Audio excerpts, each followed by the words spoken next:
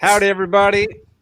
There we go. Welcome to episode 136 of Liberty Libations. My name is Jay Green, joined as usual by Zane, Placie, and Zach Varnell. And our guest for tonight is Mr. Brad Binkley, friend of the show, been on a lot of times, and kind of on a tear right now. How's it going, Brad? It's good. As I told you guys before we got in here, my mic wasn't working, so I'm just too over the target. They're interfering. The CIA is obviously trying to stop this. Yeah, they've been looking at all your sketches in the background and seeing you connect all the dots. Right. Yeah, they see my murder board. They know I'm getting too close. Yeah. It's good to see you guys. I'm excited to get destroyed in trivia later. Good. I'll be right there with you. Well, there's no one here to destroy you. That is like true. This yeah, we're all bad at it. Playing field that there has been maybe ever. Not from my position. It's not. Fair enough. Are you drinking anything tonight, Brad? Well, I have my regular drink, just non-alcoholic, but I did bring this thing that I got, which I haven't tried. It's espresso martini and a can. It's a vodka cocktail, which I don't ever drink vodka, so we'll see what happens. Martini in a can. I've never heard of that. Right, it's got a bear on it. Okay. Zane, what are you drinking? I'm back on the shock top tonight. All right. The shock top. Zach, you drinking anything? Just have a LaCroix. Boo. Well, I've got a hard seltzer, Lone River, ranch water, delicious. It is. Did you see the story where there was like a hard seltzer water and the company accidentally put vodka seltzers in? That was Celsius. Oh yeah, the high noon. Yeah, high noon. Right. Yeah, we fully support that. If you have the time right now to go out and buy a bunch of Celsius, just go buy the wait. Was it Celsius or was it High Noon? Yeah. I thought Celsius put alcohol in there too. So apparently it comes from the same plant because it's so someone put High Noon in the Celsius can. How does that work in a DUI situation? If you think you're pounding energy drinks all day, you can't touch your nose. Dude, you would be able to sue that company for so much money. Yeah, that would be pretty great. Do you think you really not notice that it was alcohol? That's what I would say. I mean, some of the Celsius flavors, no, you wouldn't. Yeah, anybody who gets pulled over right now needs to say, I've only had these Celsius waters all day. Look, I mean, I hope that defense would hold up in court, but it's like, honestly, I think I could probably tell a difference between water and vodka. Man, I'm not so sure. So I can't taste the alcohol in this hard seltzer. It tastes just like this hard seltzer, which has no alcohol. Yeah. So, those ranch waters are dangerous. Yeah, they are. Well, no, these aren't. 4%. Okay. Bad. I could drink like 10 of these. That'd be fine. I had some that were like 13% that were ridiculous. Oh, thank God it's gluten-free, this vodka in a can. Oh, man. Nice. Whew. That was a close call. 10%. Is that like, how would you even have wheat vodka anyways? Yeah, right. Binkley, what have you been covering recently? What's been your topic of choice? I've been talking about, as a lot of people have, the Mandela effect we're all experiencing, where everybody thought Jeffrey Epstein was a sex trafficker, but he's actually just a really great guy. Yeah. And a committed philanthropist is what he was, apparently. But I've been focusing on stuff I've talked about for years, but nobody ever talks about it because it's a court document that is where you should start when it comes to subpoenaing people. Probably said that wrong, but it's a hard word. Yeah, I know it is. It's not gay. You're gonna laugh, but I do believe that the verb form of that is subpoenaing. Subpoenaing that that's definitely gay. Yeah, I'm gonna do a little subpoenaing tonight. Then you're going to some sort of homosexual tip on tip event, I believe. But this document is a plea letter. It was written by it's written by Alan Dershowitz, his lawyer, back in 2007, and it's what got Epstein the deal. The deal, the sweetheart deal was signed the first time he got convicted right after this. And unlike the other court documents, this one included names of people who were lending their name to the document to help their friend Jeffrey. So there's 5 names specifically. There's a bunch of people referenced in this document, Yeah. And we've seen pieces of this document. So we've seen this image of from a document where it says Epstein helped create the Clinton Global Initiative. But we haven't been told what context that's in, because it's in this document, which the entirety of this document you can't find on a regular Google search, because it's not. Every time I put it up, literally 9 years ago, the first time, my website's gotten taken down. It's been pulled off. It's on a public record search on Pacer, which it used to cost money. I'm pretty sure it still does. And you have to kind of know what you're looking for, and you got to be able to go through like it's just like legal document research stuff. The victim's lawyer directed me to it years and years ago, and this document in its entirety is basically like an intimidation letter written to the federal prosecutors. Like, okay, if you want to take this to court, if you want to continue on with this, you're not just going up against Jeffrey, you're going up against all of these powerful buddies, and it's listing off all these institutions, Trilateral Commission, Council on Foreign Relations, all these ones associated with him, and then 5 names specifically, and his relationship with them. One of them was Bill Clinton, and then the other 4... Stephen Hawking. Stephen Hawking's not in there, but there is one of the guys who was in it organized a scientist retreat on Sex Island that Stephen Hawking attended, and his name is Lawrence Cross. It's 4 guys who are scientists for the elites.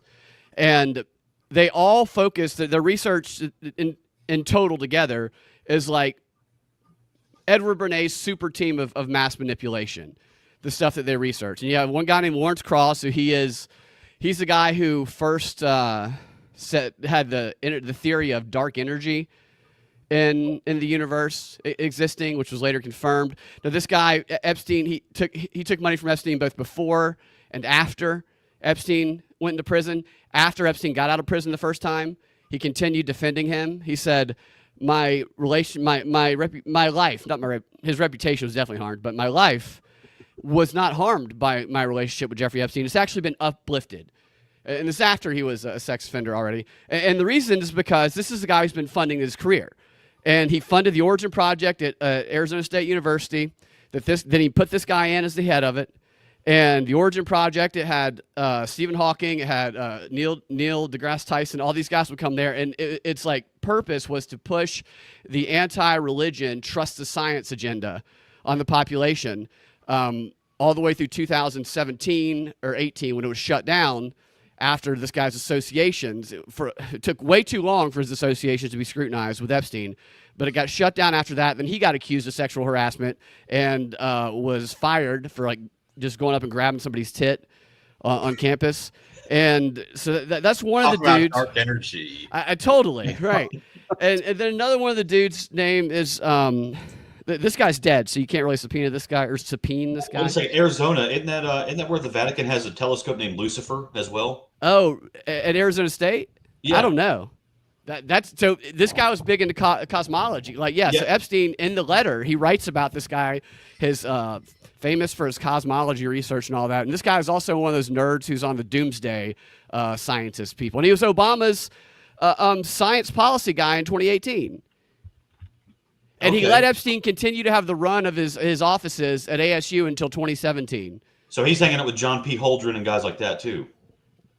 Probably. Those are some of the people that they brought. It's crazy.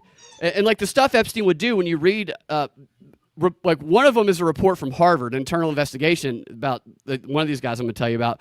And he did the same thing at ASU.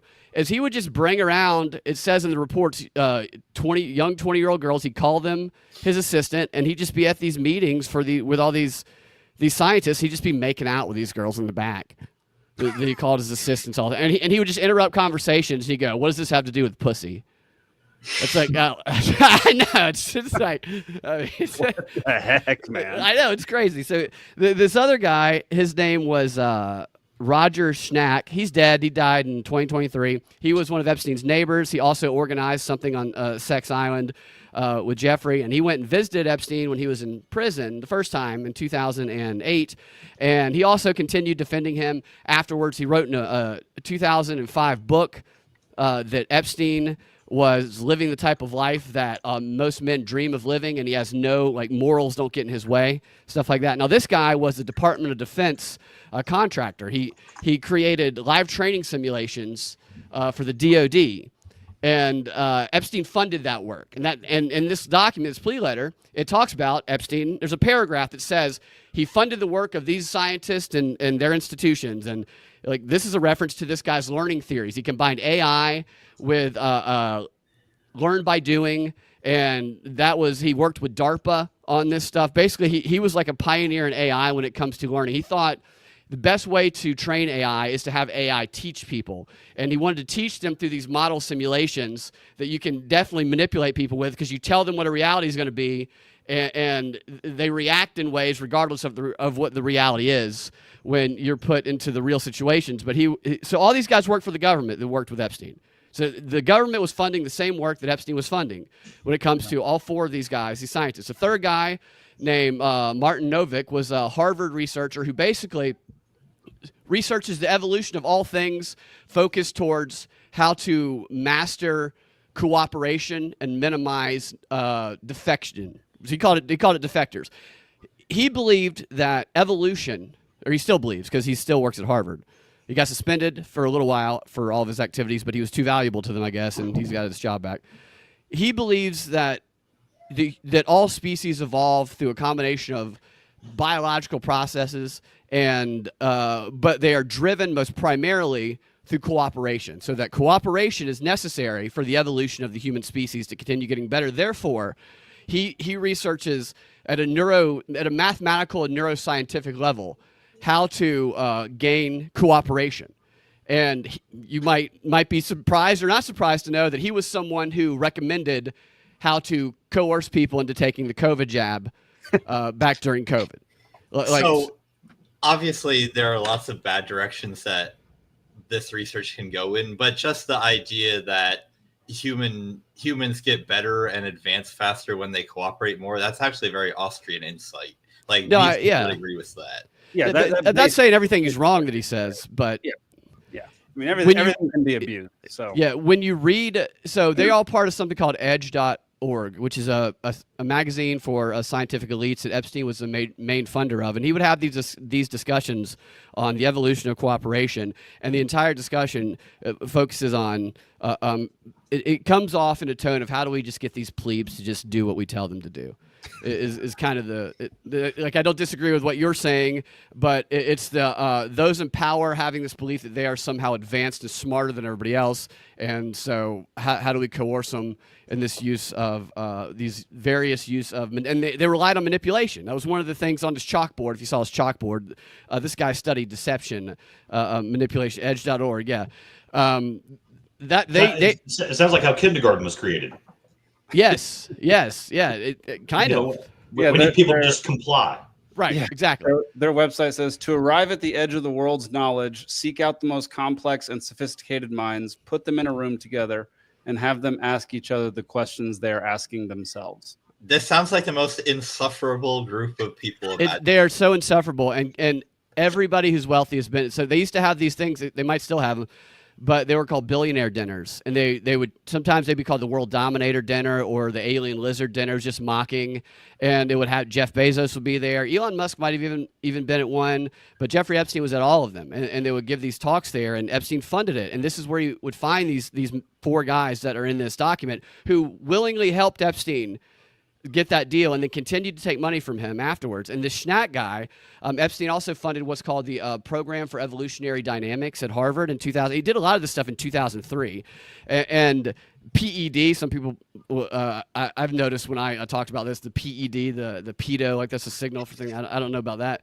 But Epstein had an office there. Epstein funded this thing with $6.5 million. He put this guy, Martin Novick, in because he had funded this guy's career starting in the 90s and continued to fund him until 2018 when he got out. After he got out of prison the first time, Novick would hide where the donations came from because he didn't want them to know he was still taking money from Epstein. And Harvard, by the way, used to have that Epstein funded this program on their website. All of this stuff I'm telling you is from an internal investigation they did when they finally suspended this guy for 3 years and they eliminated his program. But it was very clear that Epstein was in charge. And Epstein had an office, and he continued to let Epstein come have the run of his office until 2018, long after. long after he was first arrested. And Epstein would have parties there on the weekend, and he would give this guy a list of professors. Come, go get all these people here. I want to talk to these people and find out what they know. Then he'd bring a bunch of girls around at the PED Center over there at Harvard. And this guy also defended him afterwards, and he then got his job back at Harvard in 2023. So he's still in a position of power. And then the most interesting one is Martin Seligman, he created the theory of learned helplessness back in the late 60s at UPenn. When it's been revealed through declassified documents, there was MK Ultra research going on there. And he did it by... Is this building off of like B.F. Skinner? Like the operant conditioning? Right, yeah. Except this guy tortured dogs into submission, and then posited at the time that this could be applied to humans and create the same effect. Now, fast forward to after 9/11. CIA has a meeting with this guy, Martin Seligman, says there was somebody who was Israeli intelligence there. He believes, he didn't know. He just very vague about what his awareness was of all the people there, but he taught them about his theory of learned helplessness, and this theory of learned helplessness became the basis for the post 9/11 Guantanamo Bay black site CIA torture program during the Bush era. That this guy's work. This guy was a DOD advisor. He's worked. He consulted with the CIA here, and then fast forward to 2003. He's named in this document as somebody whose work Epstein funded. The creation of the Positive Psychology Center at the University of Penn. Now, the Positive Psychology Center at Penn, what it was called by his colleagues was brainwashing. It's another way to say brainwashing, and he was hired in 2006 after he's in a court document helping Epstein get this deal, and it being made aware that his program was founded with Epstein money. He was given a $31 million no-bid contract from the United States military to conduct psychological experimentation on the Army. And this psychological experimentation was his positive psychology theory that Epstein had funded the origins of a few years earlier. And what the goal of it was psychological resilience is what they called it. It was to get soldiers to be able to go do another combat tour without having PTSD affect them. It was to get them to see following the orders of their commanders as virtuous and not following them as bad, as questioning them as bad, and to get them to see killing as the moral right thing to do. So it's a total brainwashing for murder. And it's still today what the program is to train soldiers in the Army. And he's gotten over $100 million in contracts to the UPenn Positive Psychology Center for this thing that Epstein kind of was the original funder of. And his original study, experiment on Army soldiers, was called at the time and still viewed by people who write about it right now in his field as being a violation of the Nuremberg Code, because the Army soldiers didn't know they were being experimented on. They didn't have a choice, but they conducted it anyway. And he bragged at the time about how this is going to be the biggest data collection in psychological, identifying and personalities we've ever been able to conduct. And that will enable us to predict behavior and create policy around behavioral predictions. And this is a guy who's never once been questioned about his relationship with Epstein. He was at the Edge dinners. He used to brag about Epstein being his buddy. But I call him the head of the brainwashing industrial complex in the U.S. Right now, they have these rankings for these academic rankings for most influential people in various categories in the world. The guy's the number one ranked most influential psychologist in the world. Right now, this guy is.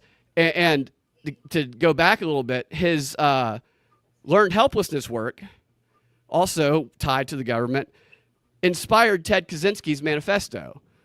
According to Ted Kaczynski, wrote a bunch of letters while he was in prison about Martin Seligman and his theories and how the humans in the U.S. are the dogs from his experiment. And there's two other people who are said to have inspired his manifesto. I can't remember the other two, but Seligman was one of the three. And there was a psychologist who did similar research in Australia who was inspired by Seligman's work.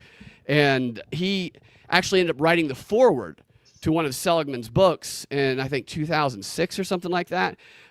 This is a guy who died under mysterious circumstances, I think in like Malaysia. I might be getting the country wrong, but he died while at the same time in Australia, an investigation had just been opened up into him torturing children, doing the same experiment that Seligman did on dogs, except on children. Jeez. And he dies mysteriously. His name, Kidman. Anthony Kidman, Nicole Kidman's father.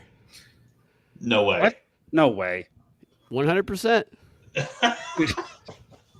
What the crap, man? I know. And he was part of like an MK Ultra research program over and on. The reason they can't, they're never, so those are the three guys there who are alive. And Bill Clinton, but they're not going to actually get Bill Clinton. They did, and they said they did subpoena him.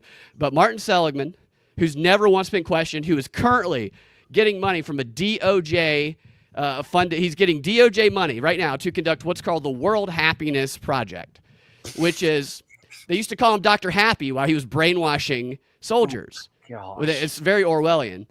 And he is part of the study, and I don't fully understand the study as much as I should yet, but my base understanding of it is it's gathering as much data as possible through social media posts to create psychological resilient profiles for individuals. The higher your score, the more psychologically resilient you are, which means the more you comply, the less you question, and the lower your psychological resiliency score, the more of a problem. The more like people like us would probably be on the lower resiliency score end, and it's designed to create policy around gaining more compliance. So that's like all of these people he funded is like the attempt to master the science of mass manipulation, like Edward Bernays' wet dream.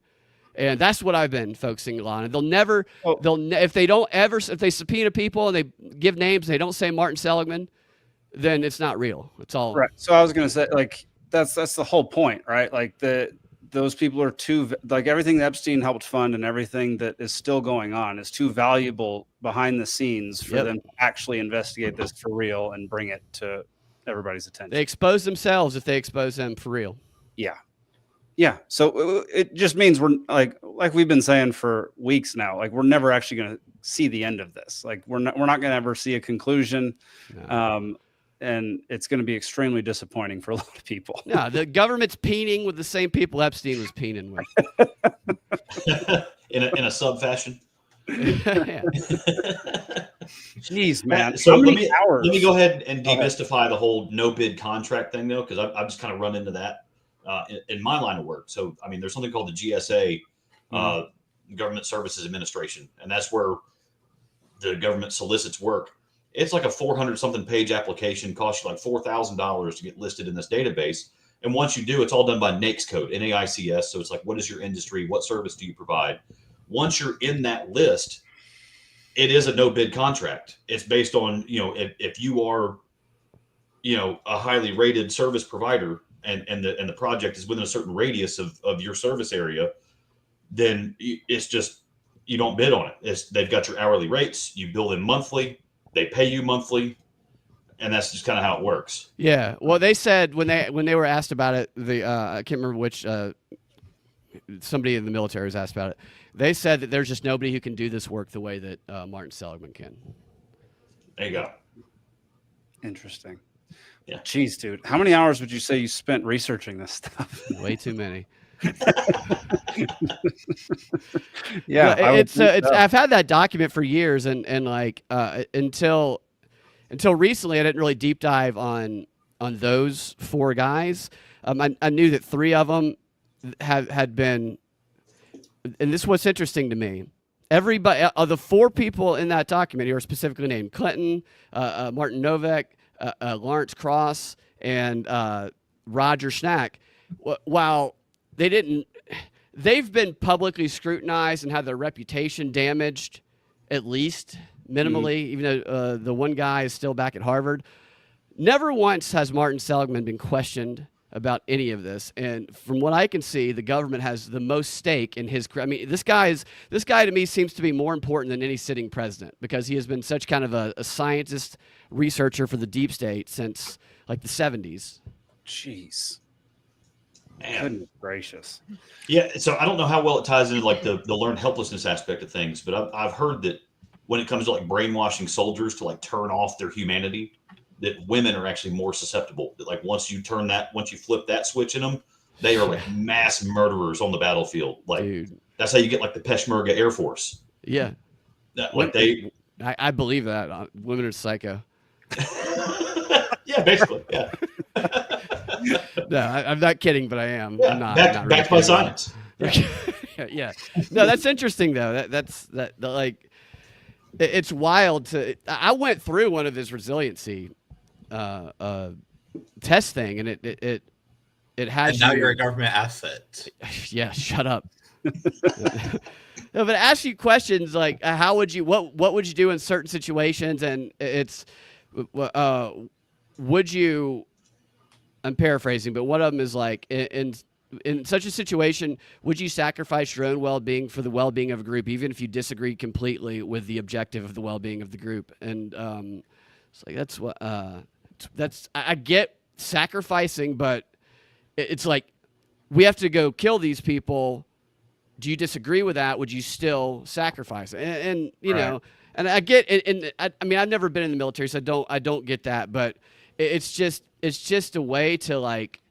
I think part of it is to condition, and also part of it is to weed out people who are going to be a problem, who are going to get that lower psychological resiliency score, so they probably send to some indoctrination camp after that. And what's crazy is the goal is to like implement this stuff throughout the public education system and all that, which you mentioned the Prussian model, which is already kind of in there already. But it's a bunch of it, like this, the Edge Foundation and that website right there. If you did a site-specific search on that website for these four guys, you'll see talks that they've given and articles that they've written. And if you search them together with Epstein especially, you'll see some of the stuff Seligman did say about Epstein before Epstein got caught the first time. There was no association of him with Epstein on the internet. There might be now, because I've been talking about it for a few months on a bunch of shows. But it's just weird to me that this guy is so protected from any scrutiny and nobody else is. And so that's the guy you subpoena. Yeah, that's so interesting, man. This is the kind of stuff you get if you do a deep dive into things. Oh, yeah. And he's the kind of guy that he would be arrogant enough that he would get up on the stand like he's the Fed chairman or something. Like, dude, I answer to no one. Yeah, probably. And he would be untouchable in a way. Like he has so many people defending him that you might damage his reputation, but he's still going to keep doing what he's doing. How many world leaders are his wind-up doll right now? Like, right. I mean, he's doing these global studies. Yeah, would it matter? Even if we knew everything, like, wasn't Sigmund Freud a pedo freak, and people still respect him? And like Jack Parsons, people love rocket scientists, but he was a weird occultist. Wasn't being a pedophile like the norm in Sigmund Freud's days? Like, wasn't that just a regular I don't thing? think so. Yeah, I agree though. No. Like, what will it? I don't know that it would matter at all. My point in all of it is that it's all BS. It's not real unless they're calling these guys in who it's admitted in court documents who are funding him, who the government was funding at the same time, the same work. To me, it's just it's a joke. But check this out. I forgot this part of it. This guy's used for something else too, which is also something that some of the research that Epstein funded focused on. Can you see that? A new kind of AI copy can fully replicate famous people. The law is powerless. And there he is. There's Martin Seligman, who they're doing this with. Whoa. What? That's the guy. Yeah, so it's like copying your brain. It's like mind copying into some sort of AI. Whoa. So you can still get the benefit of his knowledge after he's dead. Oh my God, that reminds me of Matt Drudge when he gave his last interview. He was on the Alex Jones show. Yeah. And he was like, who's going to rule the world? It's probably going to be Hillary Clinton's head in a jar. Right. Yeah, that's what. Holy crap. Yeah, dude. I mean, do you think that any part of the Epstein op was to keep, scientists close so that like whatever you discover, it's owned by the government, or if you discover something we don't want you to know, that's now a DARPA project or whatever. So to like taint it, or just like to own science, basically. It's like oh, you discovered free energy, let's say. Well, what are you Oh doing in yeah. this picture? Oh, to capture it. Yeah. I mean, I think that's with the type of research these guys are doing, especially focused on manipulation. Yeah, I think that. Which and that walks a fine line too, right? Because there's a whole field called dark psychology, Right. and you can actually find a bunch of podcasts and self-help tutorials and books and everything under that classification. But it's like on one end of the spectrum, you've got like your Tony Robbins or like your Right. like your Dale Carnegie, how to win friends and influence people, how to be a better salesman, Right. If they come out where he's on the Epstein list, I'm done. If Carnegie's on it. right. But then the other spectrum is like, go kill all those people, even though you hate them. It's whose hands is it in? Yeah. No, I could totally see them trying to get an advance on some sort of psychological breakthroughs, but also I used to say all the time, like, these guys have like 100-year head start on social science studies when it comes to brainwashing and manipulation. So being aware that we're all very manipulatable and that we're the target of psyops all the time is like the first step, because we don't have to rely on ourselves to ask questions, because that's not, they don't want you to do that. And I think it kind of goes in line with that, getting a head start on rounding the plebes up and getting them to do what you want. It really comes off that way with those edge.org discussions. Well, and then talking about the sales coaching stuff, there's a guy named Robert Willingham. He writes a whole bunch of books on that kind of thing, but he talks about, so like Carl Jung, he talks about the collective unconscious. Yeah. So does Robert Willingham. And that's what the manipulators want to keep us away from. Right. Call it God, call it, divine energy, whatever it is. There is a let's call it God. Bond. Thank you. I mean, that's where I am, but that's, some people are going to turn off from that. But there is scientifically, quantifiably something that bonds all of us that we can all tap into. Right.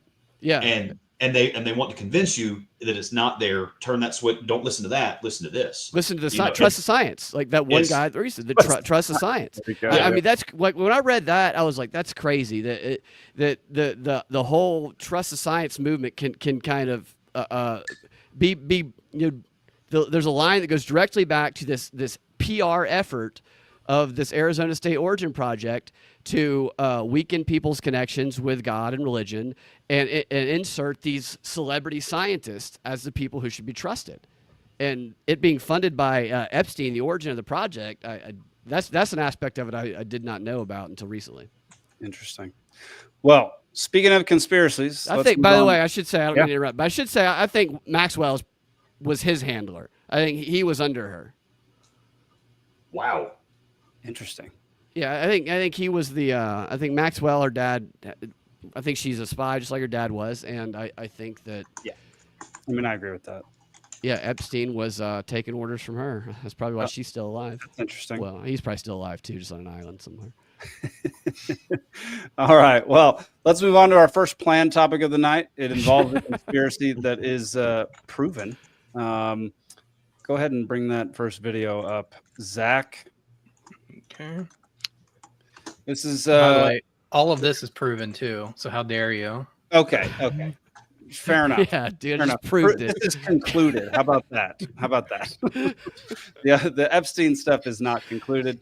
So Richard Werner, who's a famous economist, went on Tucker Carlson this week. I haven't gotten a chance to watch the whole episode, but I've watched about 10 minutes of it, and this is 1 minute from it.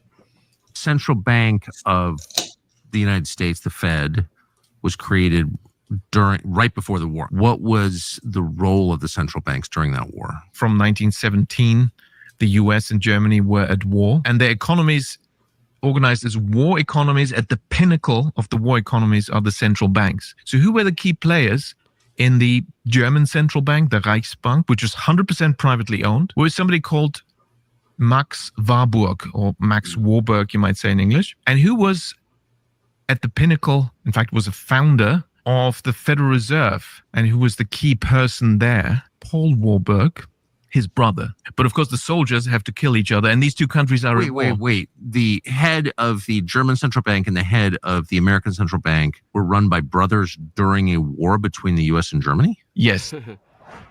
Yep. So The that's central something I bank- didn't know. That Oh yeah. I never did any research on central banks outside of the United States. I pretty much just focus on the Federal Reserve.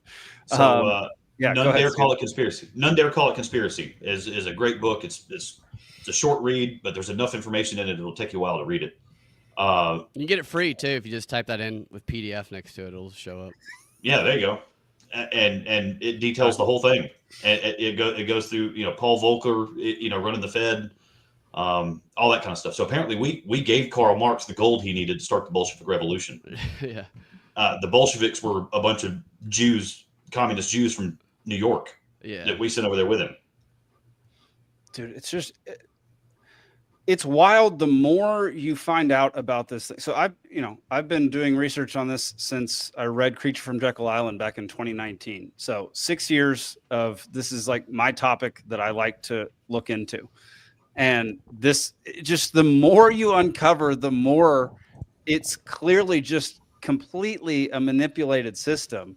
And nothing that we do, we don't have any say over anything that happens in the world as regular humans.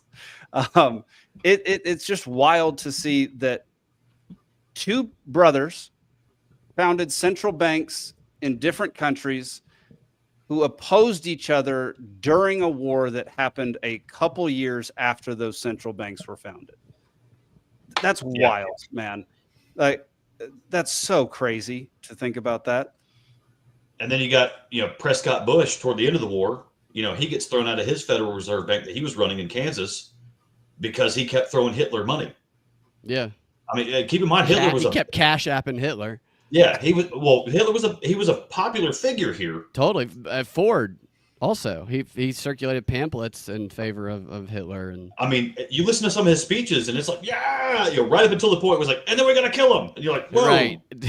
Yeah, that's how I describe reading like Socrates or Plato is like it's like the most mind-bending thing ever, and you're just like, whoa. And the next paragraph is, and then he went off with a 13-year-old boy, and it's like, oh God.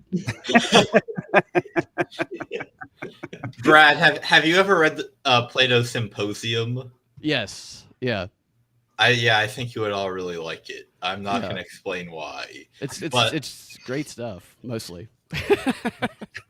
Anyway, to go back to the topic of central banks, obviously I would completely agree with you, Jake, that it's all a manipulated system. But just to offer a few reasons why it might not be as much of a united conspiracy as everyone has been saying.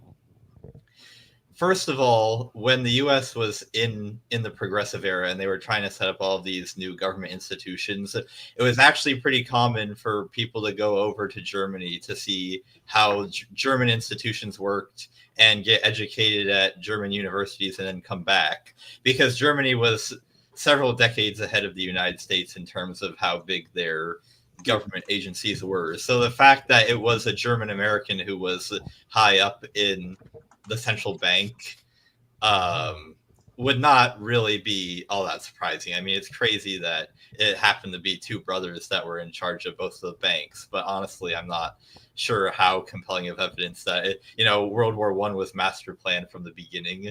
I don't really think it's evidence of that, especially because even at the time, everyone knew that the justification of World War I was stupid, and that all the governments were using it just to have an excuse to create a bunch of new government institutions. Like, especially in the US, you had all these socialists running around saying, oh, war socialism is working so well. This just demonstrates why we also need socialism during peacetime. So they were not even hiding the fact that this was what was going on. So I don't think you even need a conspiracy. And then finally, I would say it's just all the central banks were being run by the same group of the monetary elite, like even after the war. So in the 1920s, because obviously during World War I, the United Kingdom printed a boatload of money to finance the war. Yep. But then after World War I was over, they actually wanted to go back to the gold standard. But instead of doing it in an intelligent way, which is going back to the gold standard at the new price of gold in pounds. They were much too prideful and too British to do that. So they went around demanding to everyone, we're going back to the pre-war parity. So ignore the fact that we printed all these additional pounds. We want gold to have the same price in pounds now as it did 4 years ago. And for some unknown reason, well, actually, we do know the reason is that a bunch of the people at the Fed were trying to kiss up to the British. The U.S. Federal Reserve went along with this policy. So the U.S. Federal Reserve inflated our own currency up to high heaven to try to get the dollar and the pound back on equal terms so that the world price of gold would go back to the pre-war parity in British pounds, which of course ended up with the U.S. getting into the Great Depression because all the money printing we did in the 20s led to the credit expansion boom that ultimately led to the Depression. So it's not just Germany and the U.S. It's all the central banks are acting in coordination with each other a lot of the time. And it's not even a conspiracy. They come right out and admit it that that's what they're doing. Yeah. Yeah. And there you can see, so I'm trying to pull it up, but you can see the massive dip that when they tried to do when they did exactly what you're saying, Zane, and tried to peg it to the, UK pound. You can see the giant drop in the value of the dollar during the 20s. And that was the first big drop in the value of the dollar since the Fed was created. It's already started going down, but it dropped substantially during that decade, then kind of went flat again, then kept just slowly going down, then dropped a lot a couple times in the future whenever we went to war, and then whenever we went off the gold standard completely. Yeah. Okay. That's interesting to know about how people would go to Germany to learn more about their institutions, because that's something I definitely didn't know. It's like they do that. They started doing that in the U.S. now. That's why like every foreign leader like studied at Oxford. Yeah. Yeah. Yeah, that's fair. Yeah, including Kim Jong-un, right? Like, didn't he? Yeah. He went to college here. Yeah. Yeah, I can imagine what his. Like, can you imagine being classmates with him wherever the hell he went. Didn't Osama bin Laden come here and study?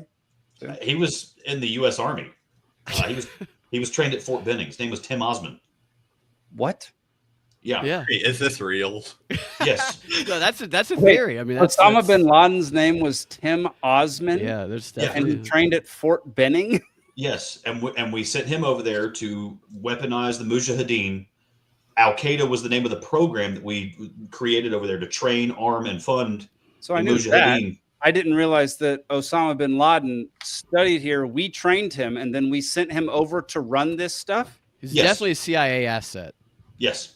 Okay, so what you're telling me is 9/11 was caused by the U.S. government being insufficiently Islamophobic. Yes. Exactly. That's exactly right. Zach, pull up that tweet thread that I have. I thought this was a great little thread. So this is a thread detailing out all the things around the Federal Reserve. So 1913, the Federal Reserve was created, the IRS was created, the Rockefeller Foundation was created, the American Cancer Society was created, the ADL, and Warburg installs central banking. 1914, World War I happened. The ADL? Okay, can I hop in here just for a quick second? Yeah. Which is that they've got all this stuff happening in 1913, and then they're like a coincidence. And I would say, no, it's not a coincidence. It was the first year of Woodrow Wilson's presidency, and this is all exactly what he was It's like his campaigning policies and stuff. Correct. Yeah, No, right. so I'm not agreeing with the ridiculous one-word coincidence ? BS. I'm simply going over the timeline here. So I agree So with think you. that under that it says Do they installation. mean it was a coincidence that there was a war a year later? Oh yeah, that might be what he's saying.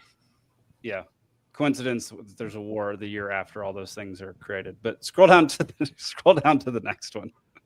In 1912, the Titanic sinks. On board were John Jacob Astor IV, Benjamin Guggenheim, and Isidor Straus. All wealthy, all opposed the creation of a central bank. J.P. Morgan owned the ship. He canceled at the last minute to not go on the ship. They didn't. The resistance sank. The system rose. This is something that I've been talking about for a Wait, while. so you called it the Resistance? Isn't that the theory where it wasn't the Titanic? It was a different boat. Is that what that's a reference to? I don't know about that, but it Oh, was the resistance to the policy. resistance Sorry, to yeah, the resistance to the Fed being created. J.P. Right, Morgan okay. wanted the Fed, and obviously that they're a co-owner of the Fed. yeah. Um, I get my conspiracies mixed up. So The whole twin ship was the conspiracy- Olympic. Okay, yes, thank The you. conspiracy theory that they sank the Titanic on purpose to kill all these guys would be strange because obviously all of them would have been traveling first class, and most first class passengers, even the men, survived. So it was statistically unlikely that they would have taken all three of those guys out at the same time. Also, because in the lead up to it, So the Titanic advertised itself as having more than enough lifeboats, which wasn't quite true, but they did have a lot more lifeboats than most other ships at that time. Turns out we're wrong on that one. quite The reason why so many people on the Titanic died was actually because they launched a lot of the lifeboats only half full or improperly. I went through a period in third and fourth grade where I read a lot of books about the Titanic. So I'm just saying, if you were trying to take all these guys out, sinking the Titanic in order to do it would not probably have been the best way. Well, all three of them died I on the love that you Titanic. just recalled third and fourth grade books that you read. Yeah, that is so bizarre, man. Who reads third and fourth grade books on the Titanic? You are That's just great. such a nerd. It's awesome.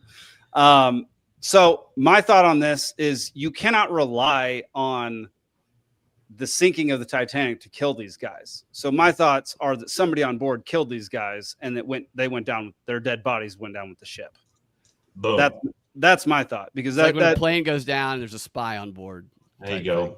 there you go.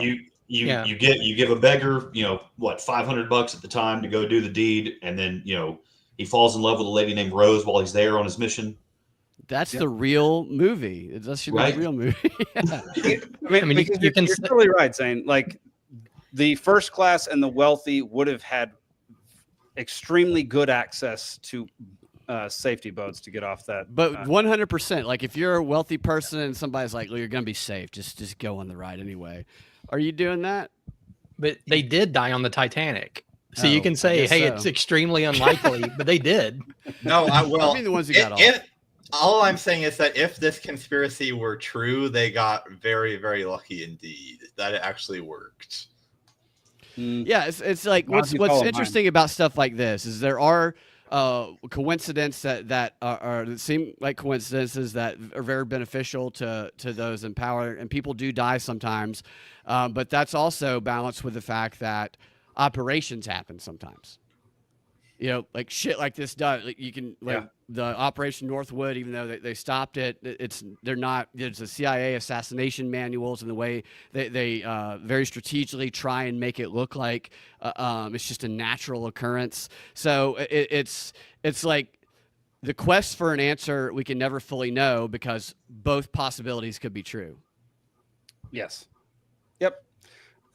Real quick. Hang on, let me share. Keep that up there, Zach. I'm going to share. Well, if I can get it up here. There we go. Here's that chart that I was talking about right there in basically 20 to 23. That's the drop in the value of the dollar that Zane was talking about. So this is the value of the dollar over time since 1913. It's crazy. Yeah, 99.1% of the value of the dollar has been lost since 1930. I just read that there are no more new cars that you can get for under $20,000. The last, I can't remember what the car was. It's probably one of those little tiny little circle.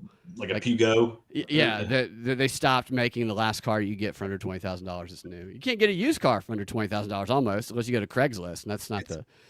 No, go to Craigslist. That's the fun place to buy cars. Yeah, that's where you kind of keep your fingers crossed. You get a 98 Geo Metro with 270,000 miles. Yeah. With a prostitute. Yeah. No trades. I know what I have. Yeah. No trades. You're right. Yeah. 1913, Fed is created. It's not federal, no reserves. We've talked about this a bunch. Private bank cartel now controls America's money. They print, they lend, you owe.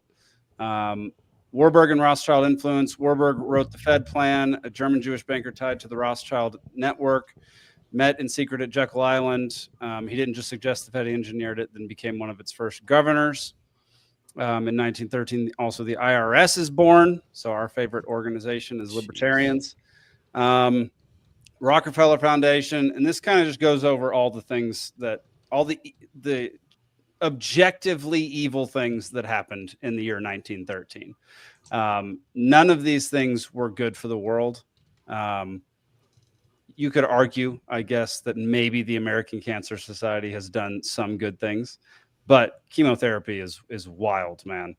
Yeah. And I'm pretty sure they experimented on people as well. So people were coming back from the trench warfare, like the mustard gas. So what that, because back then what they would do is, if you were old or infirm or, you didn't have long to live, whatever, you had consumption, which is tuberculosis, they'd put you on the front lines.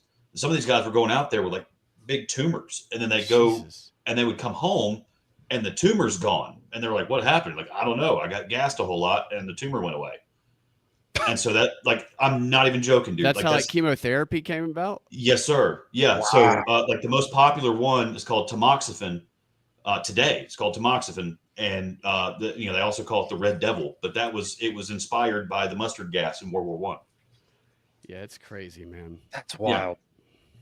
Zach, you can pull up the next video, and then after that video, when we chat a little bit more, we'll go on to the next topic. But this is same interview with Tucker and Richard Werner. So here you go. Banks don't take deposits and banks don't lend money. And there's rulings in English courts. What is actually a bank deposit? Well, that is to confuse people. At law, there's no such thing as a bank deposit. It's simply a loan. Well, hang on. A deposit is a loan? Yes, it's a loan we give to the bank. We give credit to the bank when we do what is called deposit our money. Yes. And that is the legal status. Just like the tables are turned. So banks don't take deposits. We lend to them.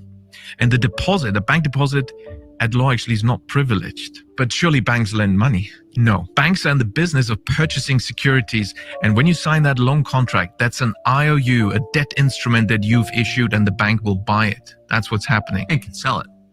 Well, exactly. You can sell it.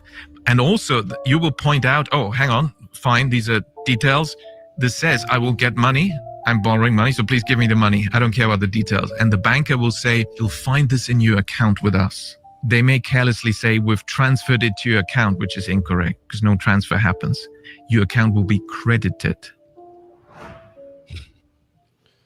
Yeah. That's why if the bank goes down, you lose your money. There you go. Yeah, I'm very much looking forward to watching that entire interview because the points he made in those 2 minutes were delightful. It's interesting. Like Tucker is so Tucker. I like watching Tucker's interviews, but I'm always careful with Tucker because Tucker's definitely guilty of leaping to conclusions from time to time. What do you mean? Oh yeah. Wait, Barack Obama didn't have a gay lover.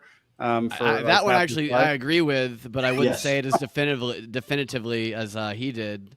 Yes, he sucked his dick, like Tucker said. I can't remember where he said that, but I think maybe on Kill Tony it might have been where he said that. Maybe just trying to be funny. Tucker being on Kill Tony is another weird thing. Panelist. Tucker's just always kind of been just like all these guys are. And his dad was Voice of America, the propagandist. His dad was like something DOD related, right? Yeah, no, his dad. Yeah, he's very connected. His dad was the head of Voice of America back in the day.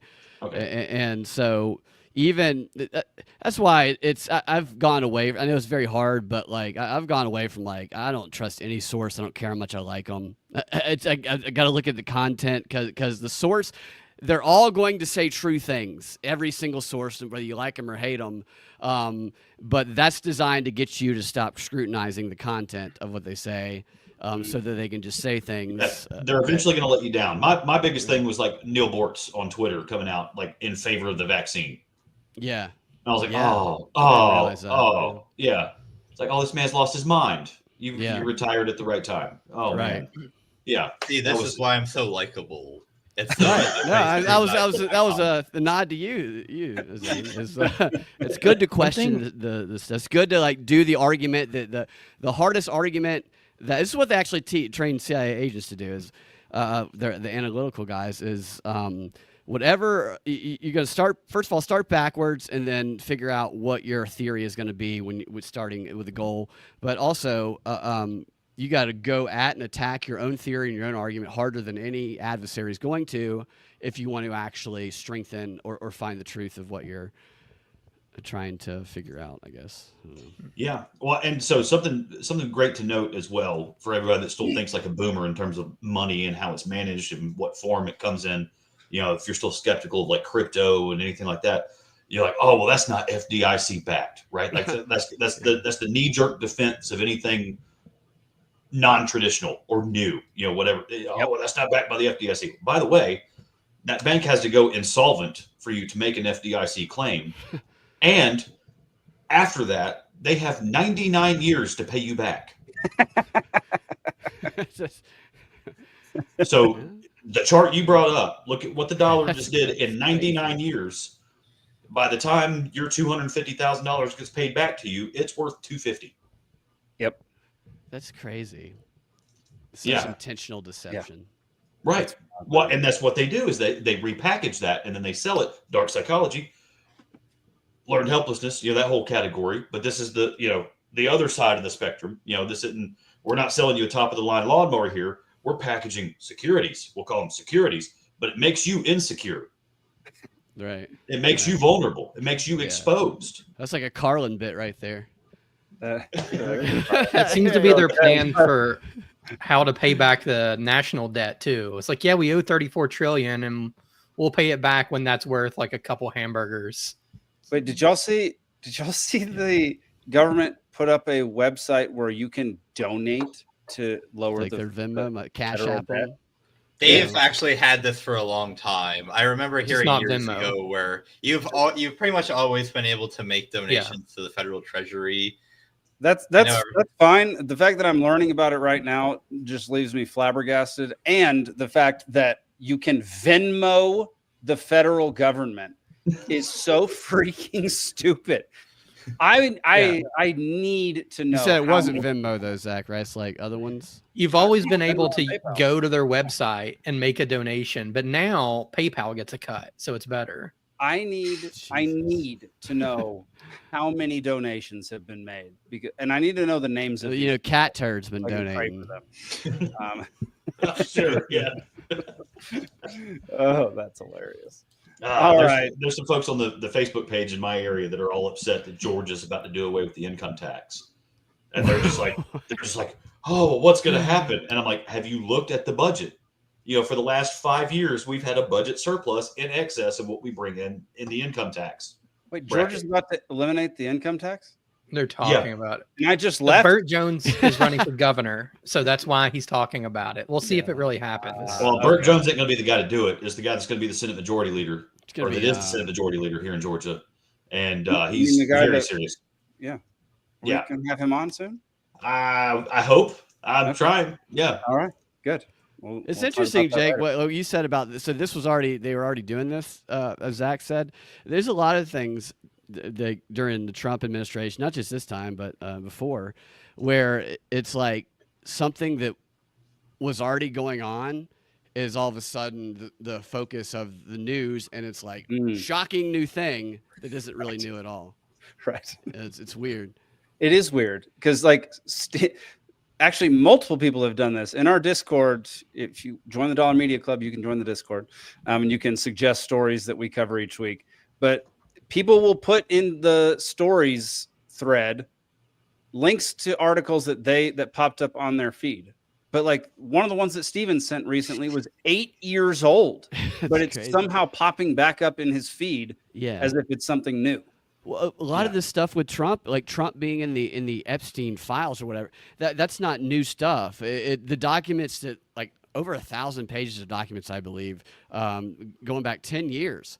Trump's name is all over it. I remember talking about this on WSB years ago because they're asked during depositions, did you see Trump at the island? No, is what the deposition that I'm thinking of is from Virginia Gouffre, and it was Roberts, I think, at the time. But that like he's mentioned all over them, and so are a bunch of other people. So is who's the horror writer? I can't remember. Stephen Just a bunch of Stephen King. Yeah, they're everywhere because their questions are asked about celebrities, but that stuff's repackaged and act like and positioned as a news story, and now there's they're building this tension about what's going to be released. Nothing is going to be released. Yeah. Oh my Yeah. gosh. There it is. So- PayPal. It's yeah, crazy. It's they've funny. always taken PayPal. This was last updated in 23, so this isn't even new. And PayPal owns Venmo. So Yeah. That's so sad. Do not donate money to the federal government, you clowns. How Yeah, weird you is can that? like heart a donation when you get it. It'd be funny if like Trump's hearting it. How for his ironic is personal- that something Elon Musk created is now a vehicle for government donations? Great That's point. so Yeah. stinking funny. That is such a funny point. I love that. All right, let's move on to somebody that I don't know. I probably owe an apology to because I crapped all over her when RFK picked her to be his running mate. But I don't know. So far, she's surprised me in good ways. Well, So she here- looked like a barefoot commie. I mean, that's the impression that I got. did. So here's Nicole Shanahan at the Lincoln Club of Orange County. What's being pushed today under the banner of progressivism and liberalism appears an awful lot like ego, corporate interest, top-down control, communism. Yeah. It's not about empowering communities. It's about consolidating power. And somewhere along the way, the Democratic agenda shifted from focusing on the people to serving a very different set of priorities. But here's the truth. American liberalism has always had this soft spot for centralized control, and it's made the movement vulnerable to communist inclinations. This happened before. So next year marks the 60th anniversary of RFK Sr.'s Day of Affirmation speech. And even back then, the Democratic Party was already grappling with communist infiltration. RFK said, he laid it out, July of 1966, he laid it out. He said, I am unalterably opposed to communism because it exalts the state over the individual and over the family. And because its system contains a lack of freedom of speech, of protest, of religion, of the press, which is characteristic of a totalitarian regime. He then says, and this is important for us, the way of opposition to communism, however, is not to imitate its dictatorship, but to enlarge human freedom.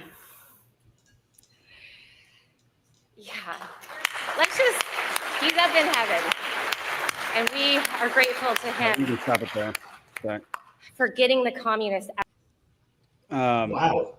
I know these are things that I would not have expected to come out of her mouth. Well, As soon as- supposedly, in the wake of the recent election, there's a lot of revelation that there were people that had power, had money, had influence, that they were like, hey, I've seen what this party's about now, and it's pure evil, and I'm not with that.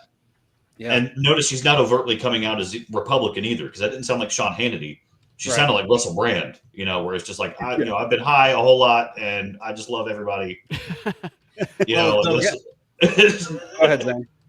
The most based part of what she said was when she included in her quote that one of the big problems with communism is that they destroy the family. Yeah. Like to your point earlier about, psychological resiliency, I think one of the things that helps people lower that and not just go along with every single thing that the government tells them is having kids and caring about your kids. Like how many people, we all know this happened. People that, just thought, yeah, the government's there, they're looking out for us. And then what radicalized them was their kids not getting an education, being forced to get vaccinated, being indoctrinated by all this DE&I stuff. The strong families are what makes people not just submit to everything that the people in power want to subject them to. Yeah, it's the North Star. It's the influence over people's lives that the government or whoever wants to be in power tries to replace themselves as. It makes. I don't know if you guys have seen the Daredevil, the series on Netflix. Oh, it's where great. It's a great series, yeah. Where The only thing I'll watch from them. Kingpin, and I think it's season 3, where he just breaks down this guy who ends up being Bullseye, breaks down his life, and he even says the line at some point. I wanted him to become his North Star, and he ends up controlling him through. And I always think about that when I think about kind of the replacement of influences in family and stuff like that. Yeah. That's such a There you good show. Vincent D'Onofrio kills it, man. That guy is such a good Kingpin. Yeah. Oh, the latest season was phenomenal. I haven't Yes. watched the latest one. I forgot that they brought it back.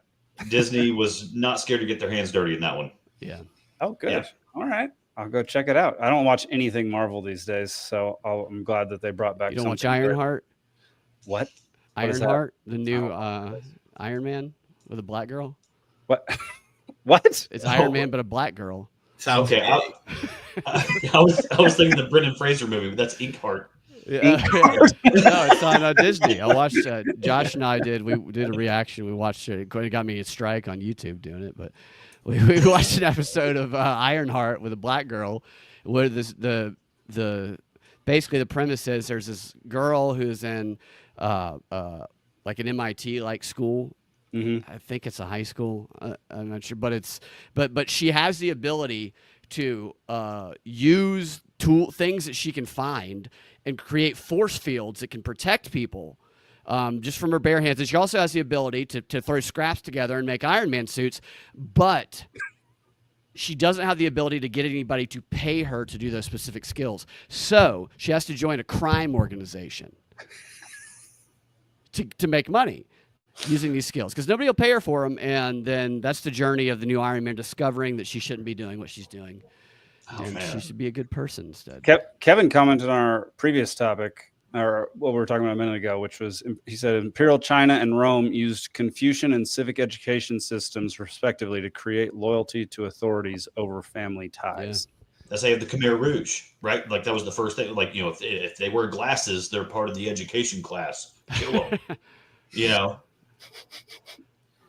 they don't just have bad eyes. Yeah, right. There's so many things that you can look at with today that are just remnants of like what was created to foment a war in the past. Like the whole concept of being a Dutch uncle.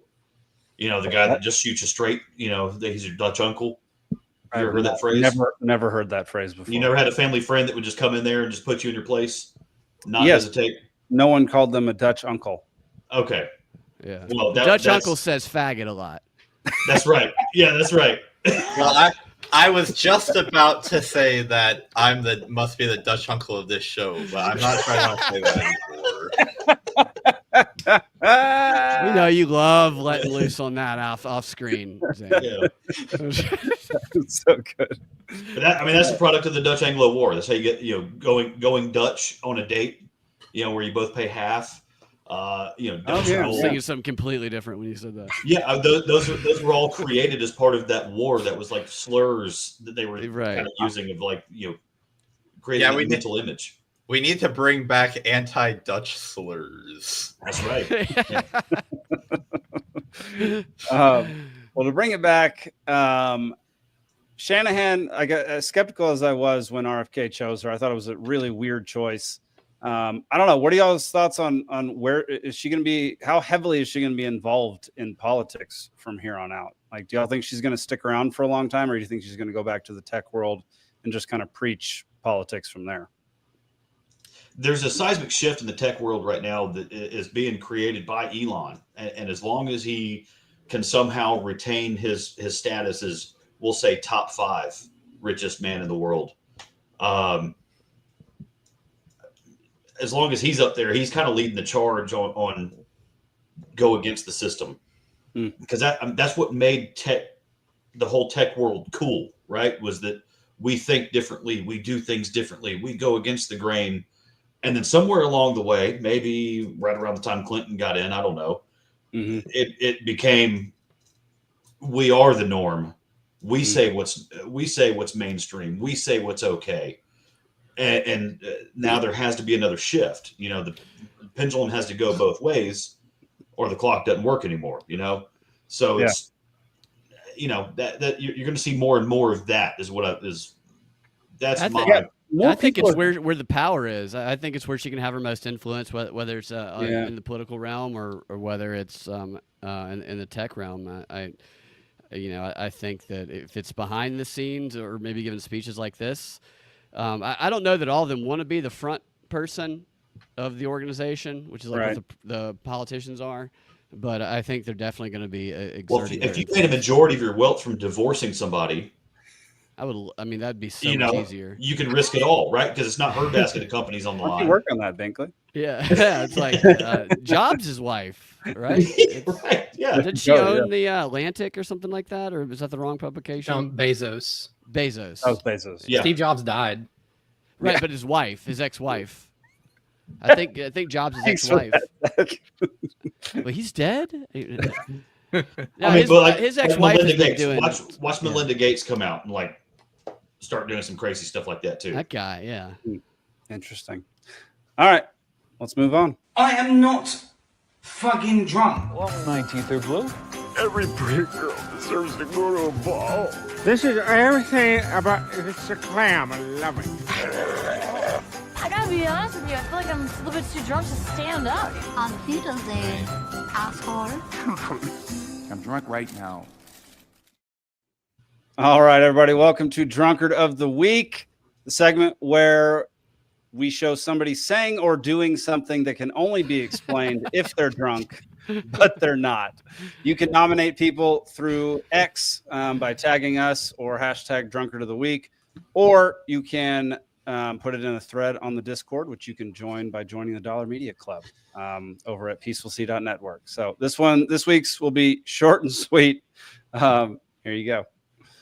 And I'm sorry for the people in New York. This is going to cause them to have to live in further fear.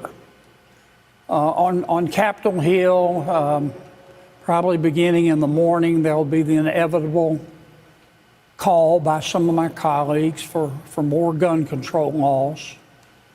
We've got hundreds of gun control laws, Sean, maybe thousands. New York has a majority of them. I live there. Yeah, we don't need more gun control. We need more idiot control. I'm not as think as you drunk I am.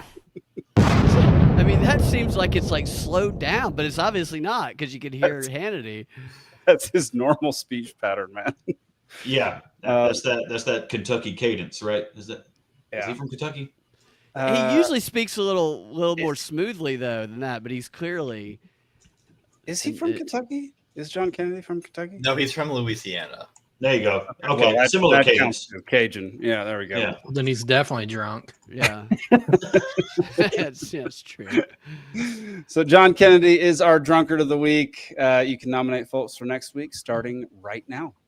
Head on over to X to do so. If you see something funny, He's pop up. good with those analogies he makes, those southernisms. The problem with idiot control is that I would be fearful for the future of this show. Yeah, that's entirely fair. I mean, just humanity in general, I think, would suffer greatly if there's more idiot control. All right, let's move on to the next topic. Go ahead and bring it up, Zach. All right, this is a Reason magazine Instagram post. Sacramento cops used electric meters to spy on residents. Sacramento has been caught monitoring people's electricity usage and reporting allegedly suspiciously high consumption to the cops. What is suspiciously high consumption? You can go to the next. Wait a minute. Can you take who is reporting it to the cops? The municipal, municipal utility district has been monitoring people's electricity Whose usage. job is that? We're hiring you to monitor people's electricity and then see something, say something.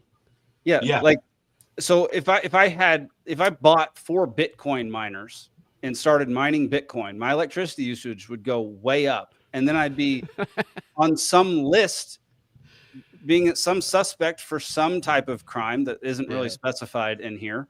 I guess it looks like they're trying to find people growing marijuana. It just sounded like you were going to buy 4 tiny slaves when you said, if I bought 4 Bitcoin miners.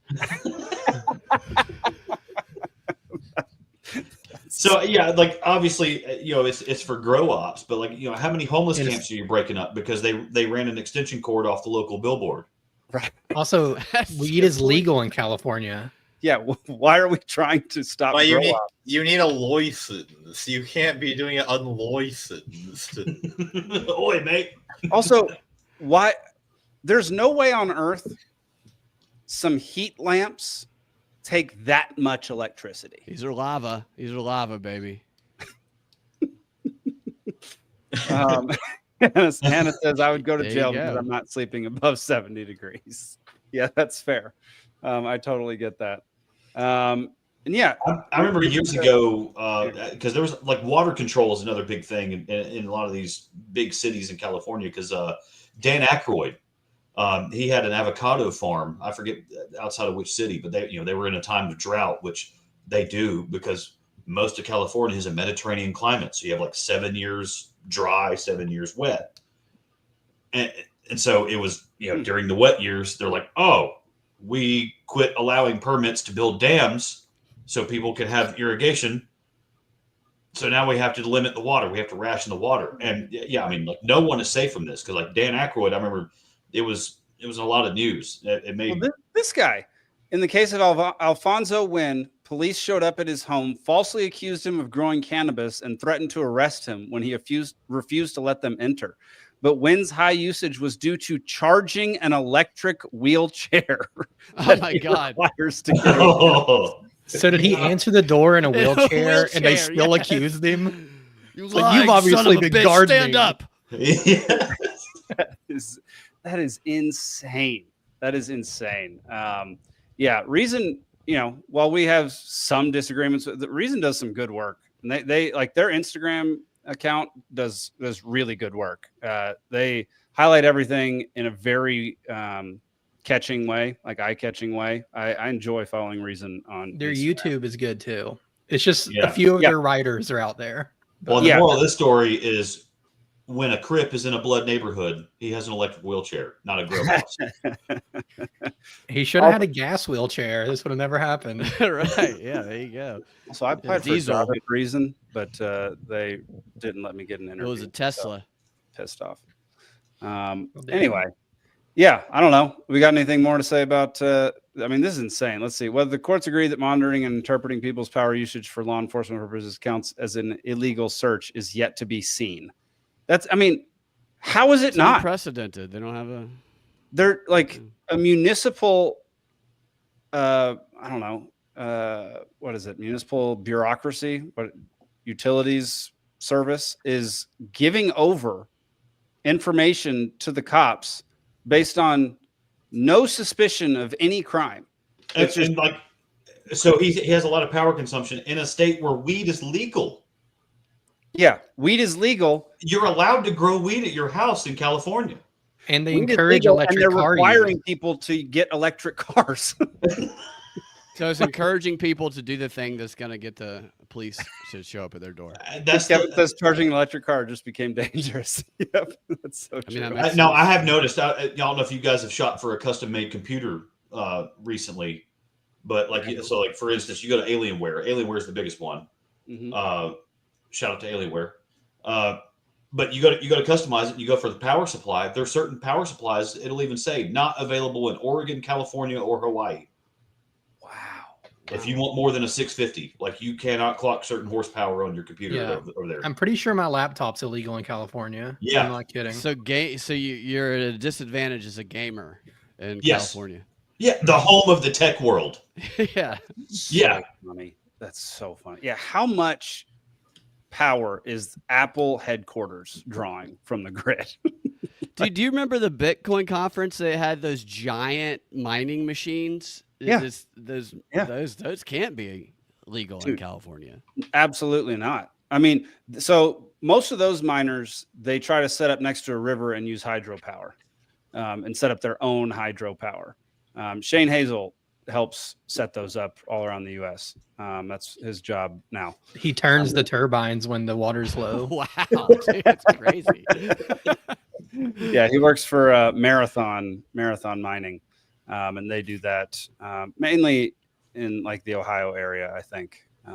But yeah, I don't think anybody's going to be doing that in California because you're going to be paying out the ass for that electricity. I'm seeing a lot of stuff pop up here, in South Metro Atlanta and Georgia, where some people with some Vietnamese sounding names are like buying property and then cutting out little lease spaces on their property. And they do the what is it, like an ant box? It fits on the back of an 18-wheeler. They're like $20,000 a piece. They're getting like 5 acres and they're putting like 12 of those out on the property. Yeah. I think Will Bell tried to do that, and his county or city wouldn't let him. Which is crazy. It's such a good way to mine, man. It's so good. Yeah. Well, y'all, we need to get to trivia because I have a hard out at 10 p.m. Y'all can keep going as late as you want because Zach can run the show. But I have a hard out at 10 and I want to play trivia. So let's do it. Let's get to trivia. All right. There we go. All right. All right, everyone. Welcome to another week of Libations Trivia. As usual, we have trivia in 3 rounds. Round 1 is 8 questions, 1 point each. Round 2 is 6 questions, 2 points each. And round 3 is 4 questions, 3 points each. If you are in the audience, we definitely want your participation.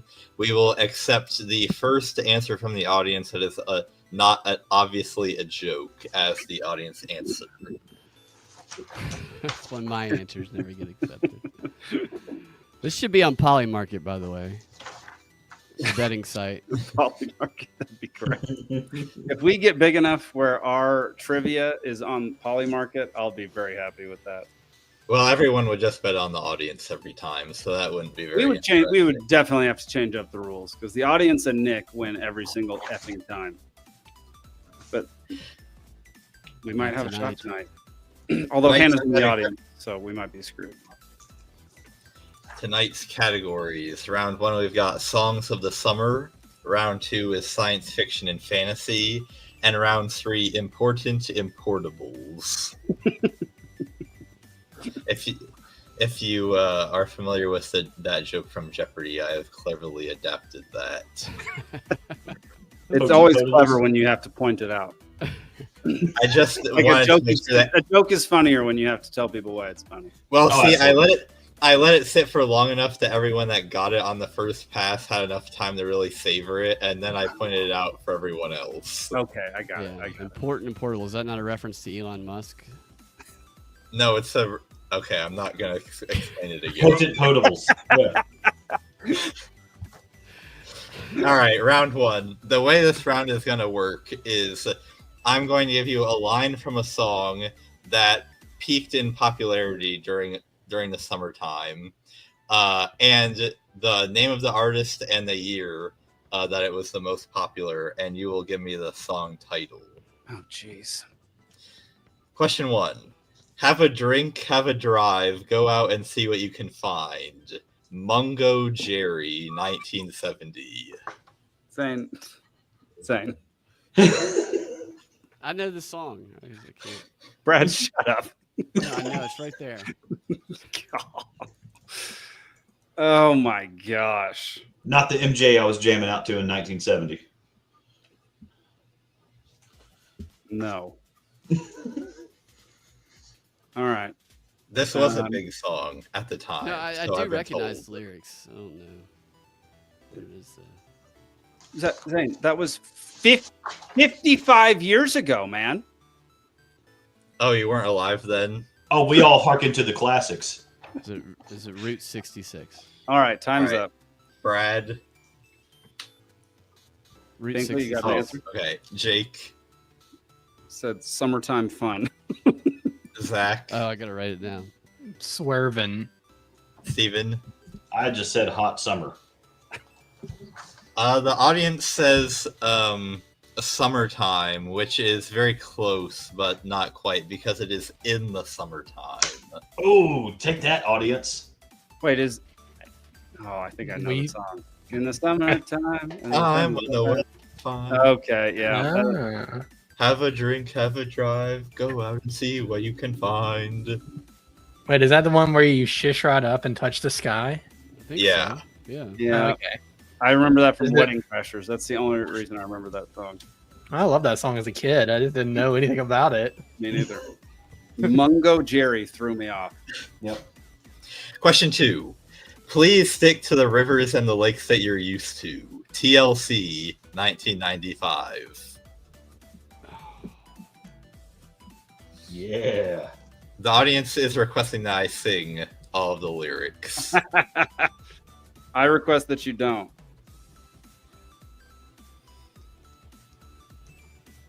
Five seconds. All right, Brad, It says can't get no love. I'm sure you can't read it. Jake, Chasing Waterfalls.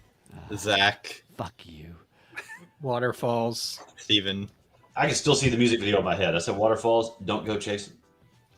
Audience also says the waterfalls. It is the waterfalls. Real tragedy is what Yay. Beyonce did to the other two. Yeah. Is that a tragedy? I don't know. Oddly enough, Andre Rison apparently chased waterfalls Yeah, and score enough touchdowns though. and found out later. Yeah. Question 3. Everything will be just fine. Jimmy Eat World 2002.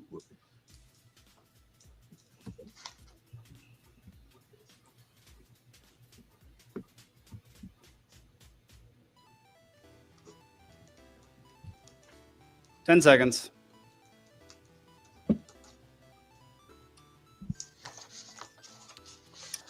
Steven, The middle. Zach, Goddammit. The middle. Jake, Jumper. Brad. What am I looking at? Those are that's a wooden statue. It's 100 years old and she has perfect breast. She does, actually. Yeah. That's my Okay, this is in fact the middle. Goddammit. Jumper's Third Eye Blind. You're right. Third Eye Blind. Yeah. Question 4. Every day I'm shuffling. LMFAO 2011. What was this song? That's not the song. Holy crap. This is the one time I don't want to be hearing Fat Rat Unity. You're right. I'm trying to sing the song.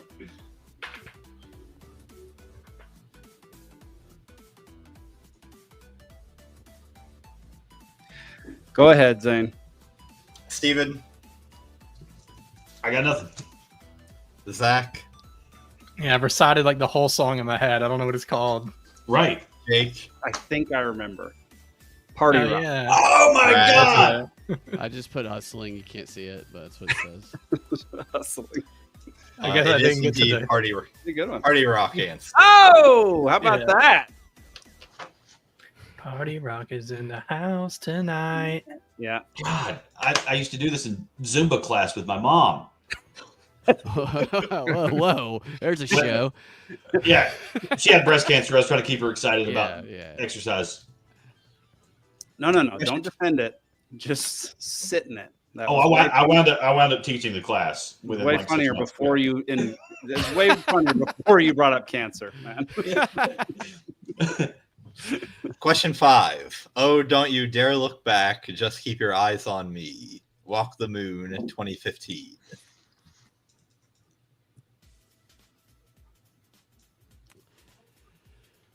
Problem is, I stopped listening to new music in 2012. I Yeah, bought a record. it's like 2008 for me. Like, Yeah. yeah. 5 seconds. I bought a record player last week, and I've been listening to like Nat King Cole and Elvis. Oh, nice. It's been great. But you All still didn't get that Mumbo Jam one. There you All right. Go ahead, Zane. Steven, I got nothing. Zach, Shut up and dance, possibly with me. Shut up and dance. Brad. I do not know. Oh, don't you dare look back. Just keep your eyes on me. Oh, Oh, shut okay. up and dance with Now me. I know. Yeah. Yeah. Wait, are we at Moondogs right now? It sounds like. Yeah. That makes sense. Question 6. Para que te acuerdes si no estás conmigo. Luis Fonsi, Our 2000. Spanish audience just left the chat. Oh my god.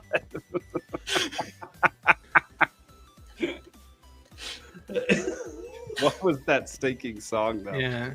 This was so famous. Everybody was singing it, but no one knew what the words were. I cannot remember. 5 seconds. Yeah, I can't remember this one. Oh no. Jake. I feel like it starts with Desp. I don't remember. Zach. Despacito. Steven. Oh my gosh. Yeah, I said Gangnam Style. Brad. That's Korean. Yeah. This is another that Lilith? statue. That's With a great Lilith from breast. Diablo 4, right? I was gonna say Living La Vida Loca, but obviously that's not it. Heck, man. I couldn't get Desperado out of my head. And it was not. It's the Eagles. I was so close. That was YouTube's like highest viewed video ever. It had Yeah. more than the world population, had like 15 billion views or something crazy. It was nuts. Yeah. Question 7. My life is a movie. Bull riding and boobies. Lil Nas X 2019. Should've held out on the statues until this one.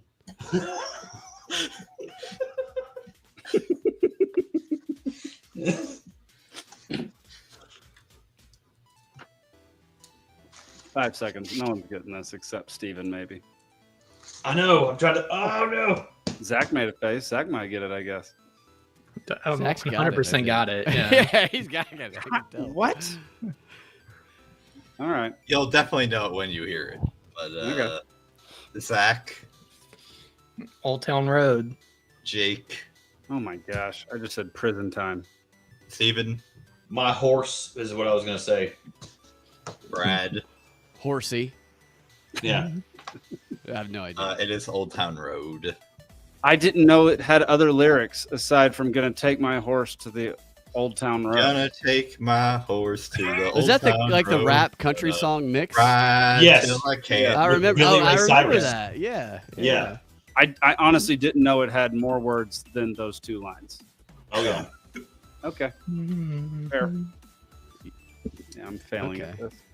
Question 8. Oh god. A minor. Oh, Kendrick Lamar 2020. Yeah, boy. All right, we all know this one, right? No. Maybe not. Probably I not. know it's a Drake diss, but I don't know what it's called. All righty. Go ahead, Zane. All right. Zach, I don't know. Jake, Said Epstein's Anthem. Steven, Not like us. Yeah. Brad. Not like us. It Can't see is. How'd you know that one, Brad? Super Bowl, and it was one of Kamala's things. That's the only reason I knew it was because of politics. They ain't like us. Yeah, he sang it at the Super Bowl, but Kamala used it in one of her ads. Oh, interesting. Okay. Well, All she used to right. say it at rallies and cackle afterwards. They're not too. like us. Yeah. Yeah. I guess I just didn't watch it. Yeah, cackle. At the end of round 1, I've got the audience out in front with 7, Zach with 5, Jake and Steven both with 3, and Brad with 1. That's Hey, more Brad's than I on thought the I'd get. scoreboard this time. That's Yeah. great. Marked improvement. Definitely. Round 2, science fiction and fantasy. So let's see how big of nerds you guys are. Oh, God. Question 1. What 1961 novel by Robert Heinlein centers around Valentine Michael Smith, a human who returns to Earth after having been raised by Martians? And no, it's not Starship Troopers.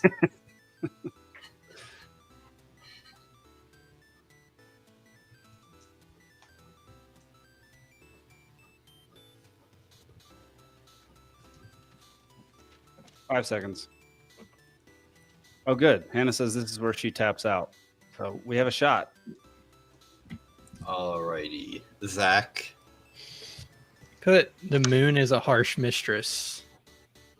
Jake. I put Attack on Mars. Steven. Have spacesuit will travel. Brad. I have no idea. So The Moon is a Harsh Mistress is another novel by Robert Heinlein, but it is our friend Mitch that gets it because Strange in a Strange Land. Oh, nice. Dadgum Mitch. Nerd. Question 2. What character, introduced by H.P. Lovecraft in 1928 for the pulp magazine Weird Tales, is described as having an octopus-like head, claws, and wings?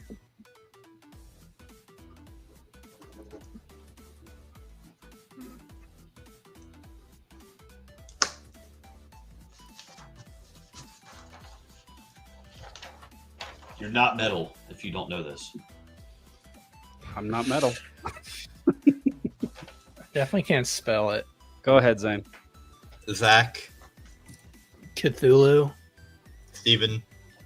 Cthulhu. Jake. Rosie O'Donnell. Yeah.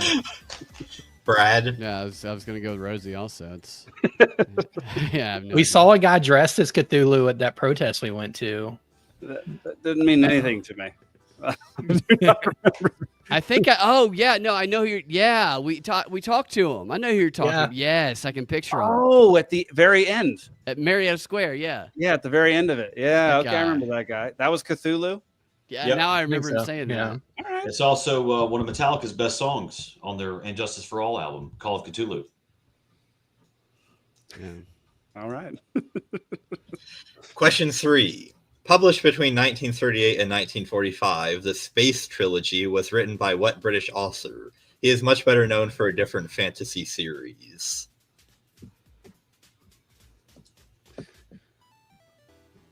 Why did these I have to know be so many super British authors from that period. What'd you say, Jake?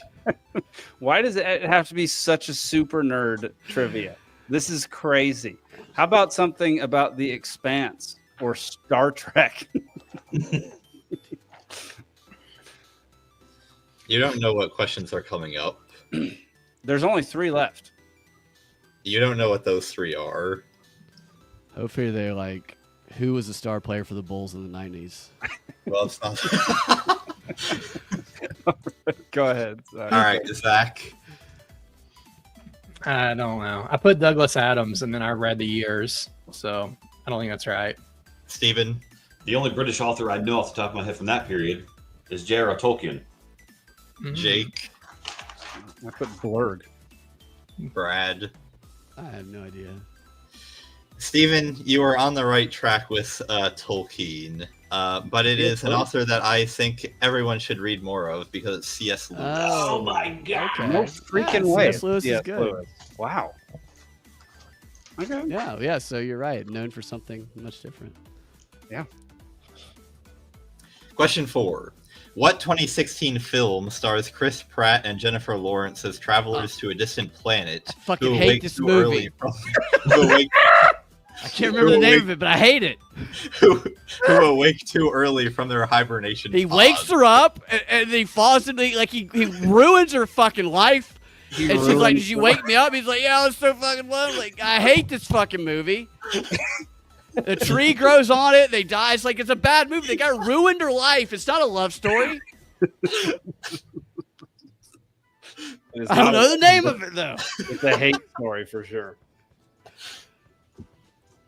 Yeah, it's God, I remember watching this movie and being so angry. I was like, "This is a movie."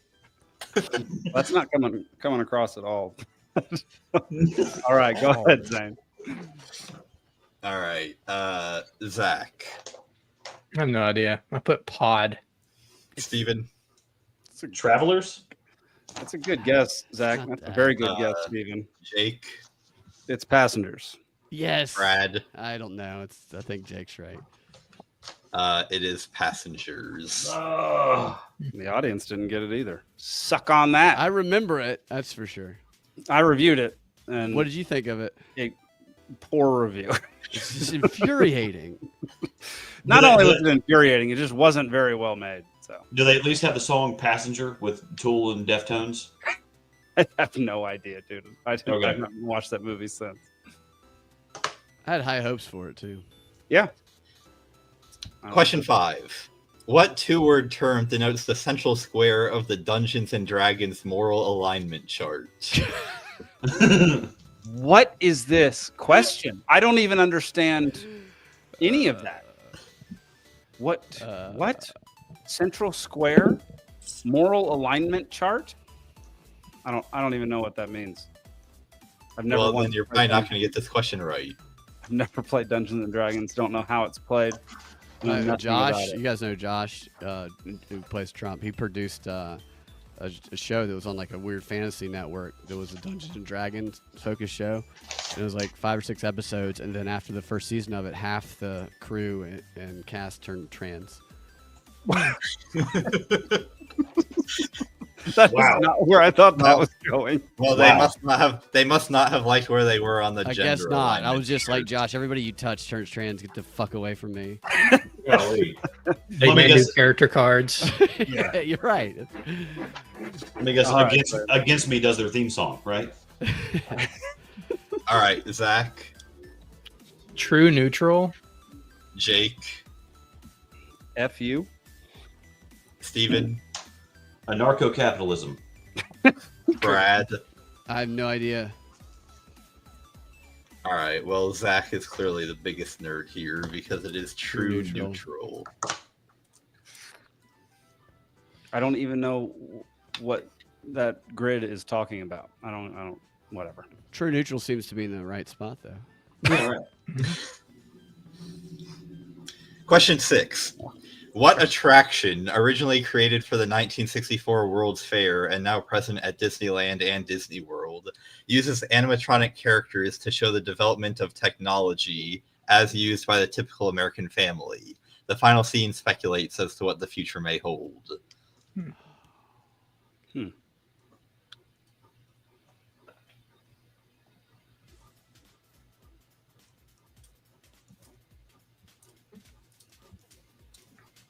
What I didn't know until recently was that when they first built Epcot, a bunch of the attractions were actually sponsored by different companies. So, like, this ride for a long time was sponsored by, I think, General Electric. It's not anymore, but. All right, we're ready, Zane. Zach, I don't know. How about some ride? Steven, Tomorrowland? Jake, Hey, I put Tomorrowland too. Yeah. Brad. There's a movie. Space Mountain. The audience also says Tomorrowland, which is a good guess, but this is the Carousel of Progress. Oh God, Mm. that's crazy. Tomorrowland That's is like a. so much. I fun. That's was a I great was name. there in November and it's not there. Well, it's Yeah. not there. It's gone. I didn't see it. Good. It's a dumb name. And I paid enough money. I by God saw everything there, and I did not see that. It sounds like something Indivisible would come up with for like a training for protest or something. Carousel of Progress. The Carousel of Progressives. Yeah, right. Where half of them turn trans. Yeah, exactly. And then they actually a couple of them that they ended up accusing Josh and some of the other producers of not casting enough black people. Like, it's Dungeons and Dragons, dude. All right. At the end of round 2, we've got Brad still with 1, Jake and Steven Happy with with 5, Zach with 9, and the audience with 11. So still very much anyone's game except Not Brad. anyone's game. Wait, audience only has 11, right? Mhm. Yeah. He'll win. Anyone except Brad. Yeah, I'm out. There's 4 questions, 3 points each. He can still Like win the if they have Braves. 11. If they don't get any questions right. Round 3, important importables. There we Sounds go. Like something you find in your lunchbox. Sounds like. Question 1. What Taiwanese company, founded by Terry Gao in 1974, is the primary manufacturer for Apple, Nintendo, Nokia, Sony, and several others?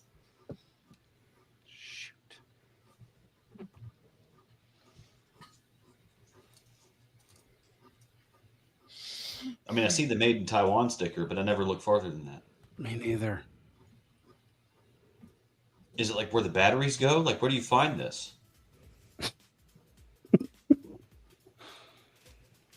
No, where the batteries go, they have to have a warning to make sure you don't eat them. That's right. Yeah. All right, go ahead, Zane.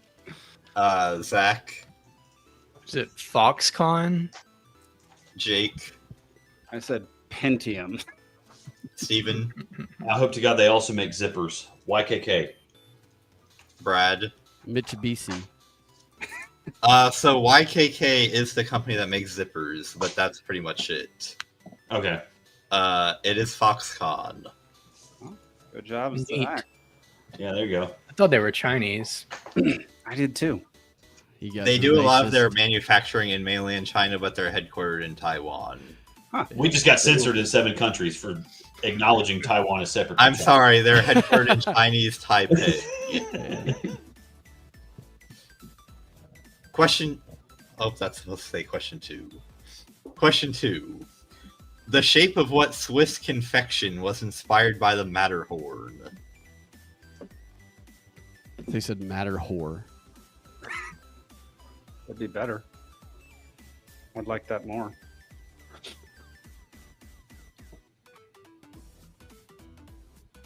Five seconds. Zach, Toblerone. Jake, Toblerone. Don't know how to Steven. spell it, though. Toblerone, spelled properly. Brad, Obviously, Toblerone. That's obvious.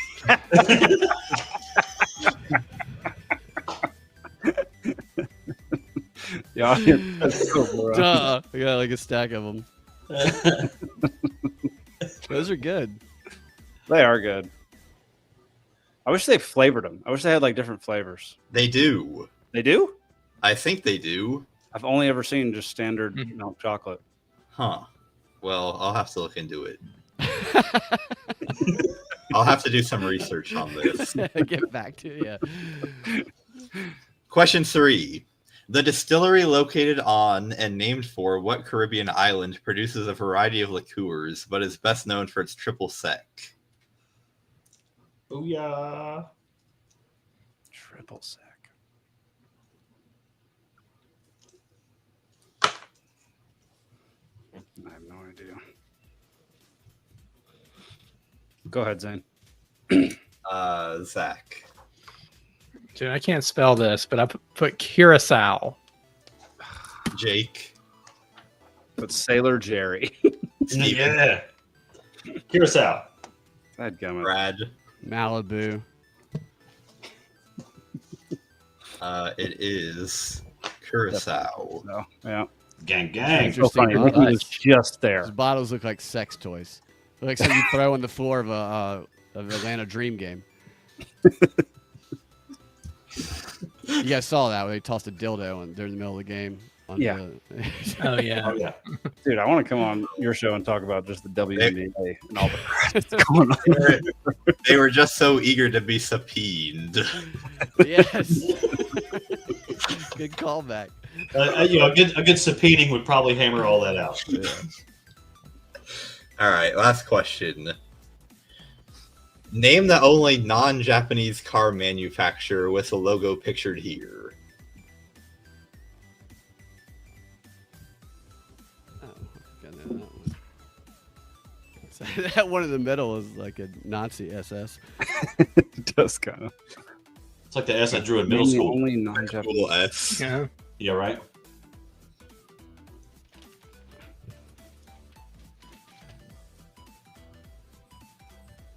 Go ahead, Zane. Zach. Hyundai. Steven.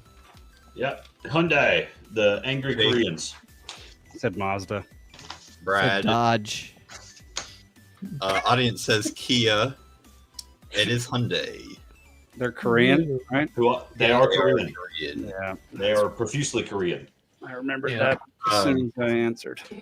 From left to Korean- right here, we've got Mitsubishi, Hyundai, Suzuki, Toyota, and Mazda. Whatever. Who won? My Korean friend said about Hyundai that Koreans love nothing more than cutting corners. Yeah.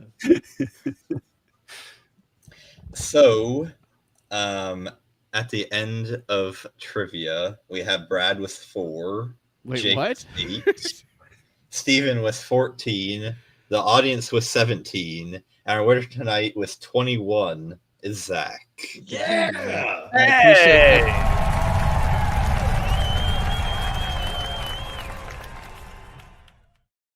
It's a good How image about of you, that, Zach. y'all? Yeah. It's amazing. I had 1, let's be honest. What? You got? I had 1. I didn't get 4. I saw you got the Toblerone one. Did you not? I didn't really know He the totally answer to that cheated. one. I was cheated. He didn't even pronounce it right. Yeah, it's like Toblerone. trombone is what I said. Oh, that's hilarious. All right, y'all. That's Thanks the for first win. participating in trivia. That is Zach Maybe. Varnell first win. He's going to be out for the next few weeks because his wife's having a baby. Yeah, congratulations. About that. So Yeah. Zach won't be producing the show for the next few weeks. It'll just be me riding solo on the producer side of things. So it'll go a little less smoothly than it normally does. But yeah, good job, Zach. Way to go. 21 points. That's no joke. That would beat Nick a lot of the time. Yeah. I feel like I could have beat. Yeah, he wouldn't have done well. No, He's I into don't. music and Your stuff. kid's gonna tell their friends about this someday. This dominant Yeah. victory you had right before. They'll tell their kids. I don't know if it's a boy or girl. Hannah says, "Congrats Girl. on the gender reveal." Girl. It's a girl. Yeah. All right, let's talk about Mouth Mouse because I know Zane is super intrigued about this. So this guy created a device that lets paralyzed individuals control phones, tablets, and computers only with their tongue. Hit play on the video because it's pretty sick.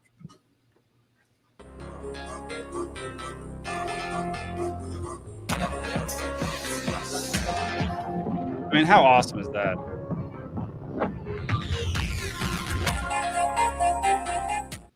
Come on. All right. This dude has 70,000 women in his DMs right now.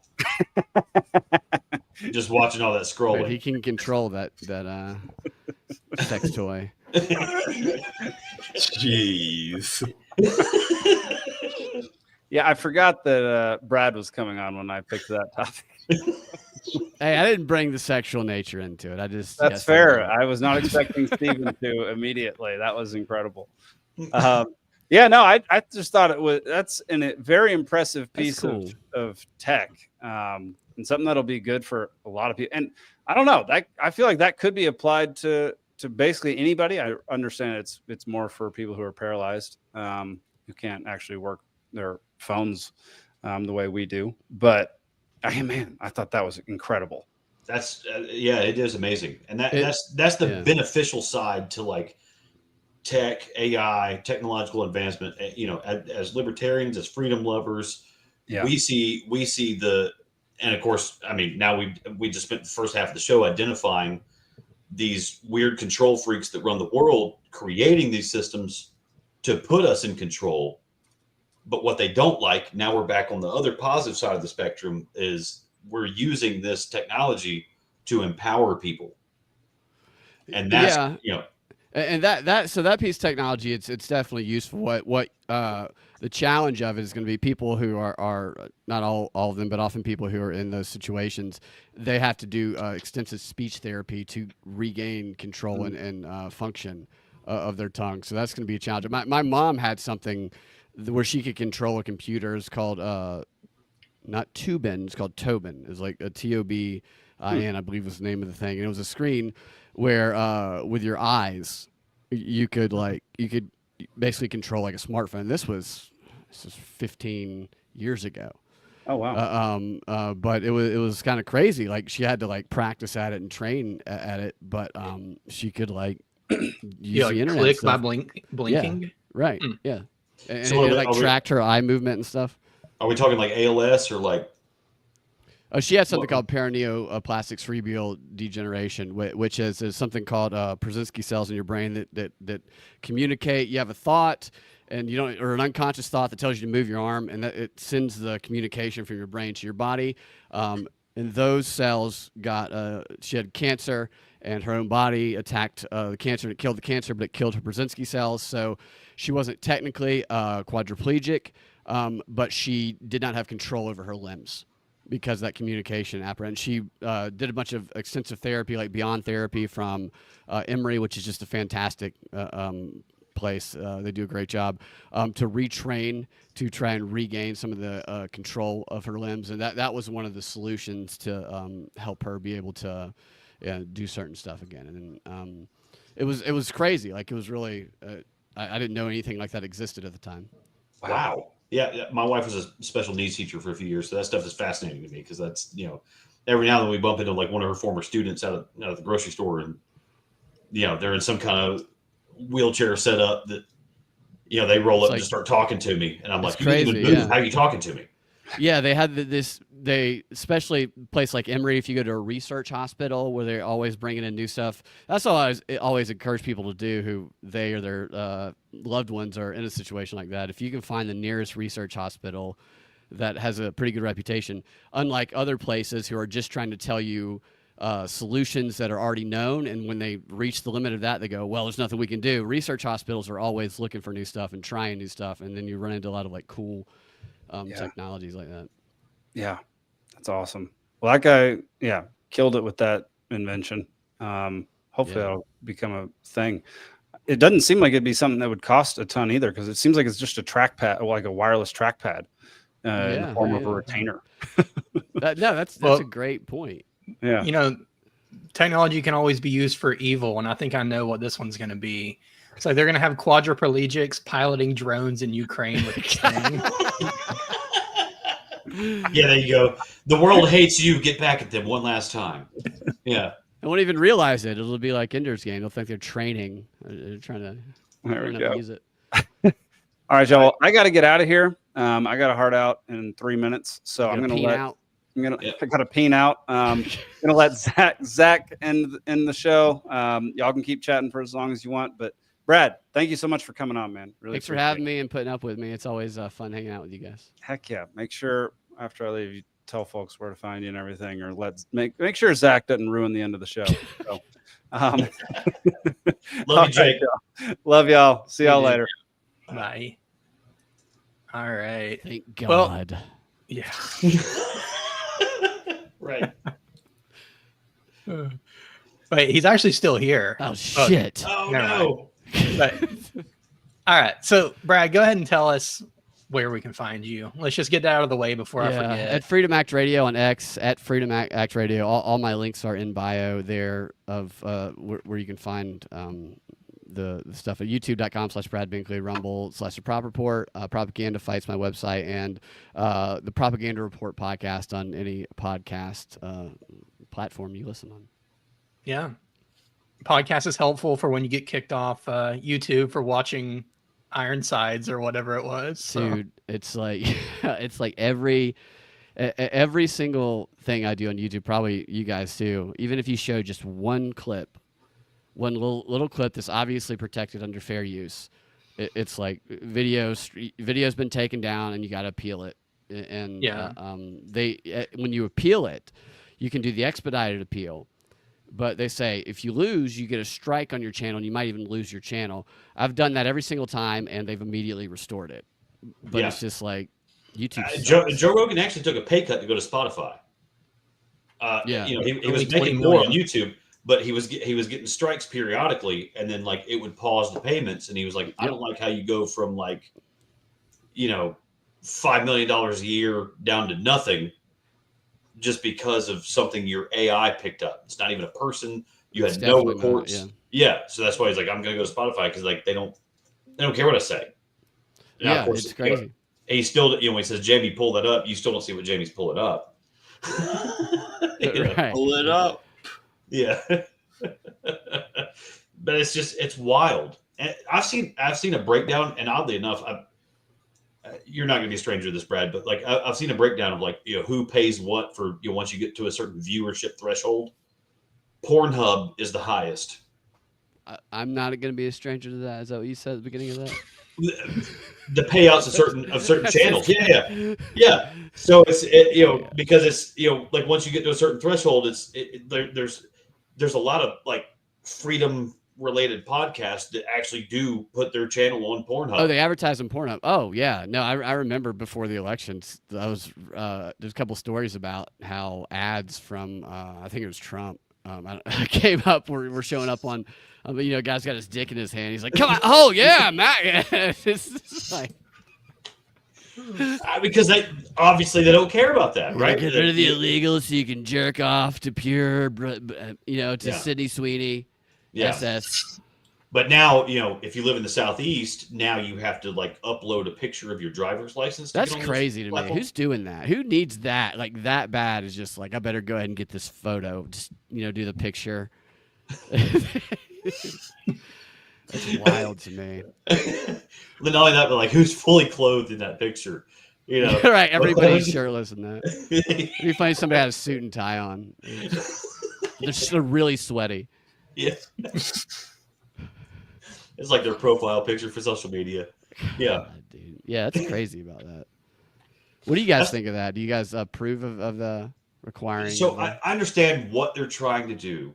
I appreciate them like making that effort, but that needs to be on the platform, honestly, because like just look at history. Okay, so like the MP3, the MP4, a lot of the video format, high definition streaming, all of that was created or popularized by the porn industry. It exists because of porn. I mean, like the way this is possible right here is because porn. You're making the same mistake that everybody makes when they said without World War II and the U.S. military, we wouldn't have the internet.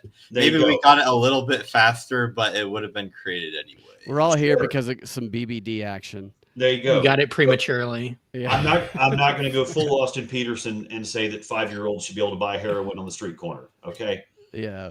Although in a perfect anarcho-capitalist world, it will happen. As long as they have a note from their parents, I mean. That's right. Right. Yeah. So I appreciate like what they're trying to do. I appreciate the effort. It's the tip of the sword, the porn industry. Exactly. Especially in the wake of, the Epstein stuff that we talked about for the first half of the show.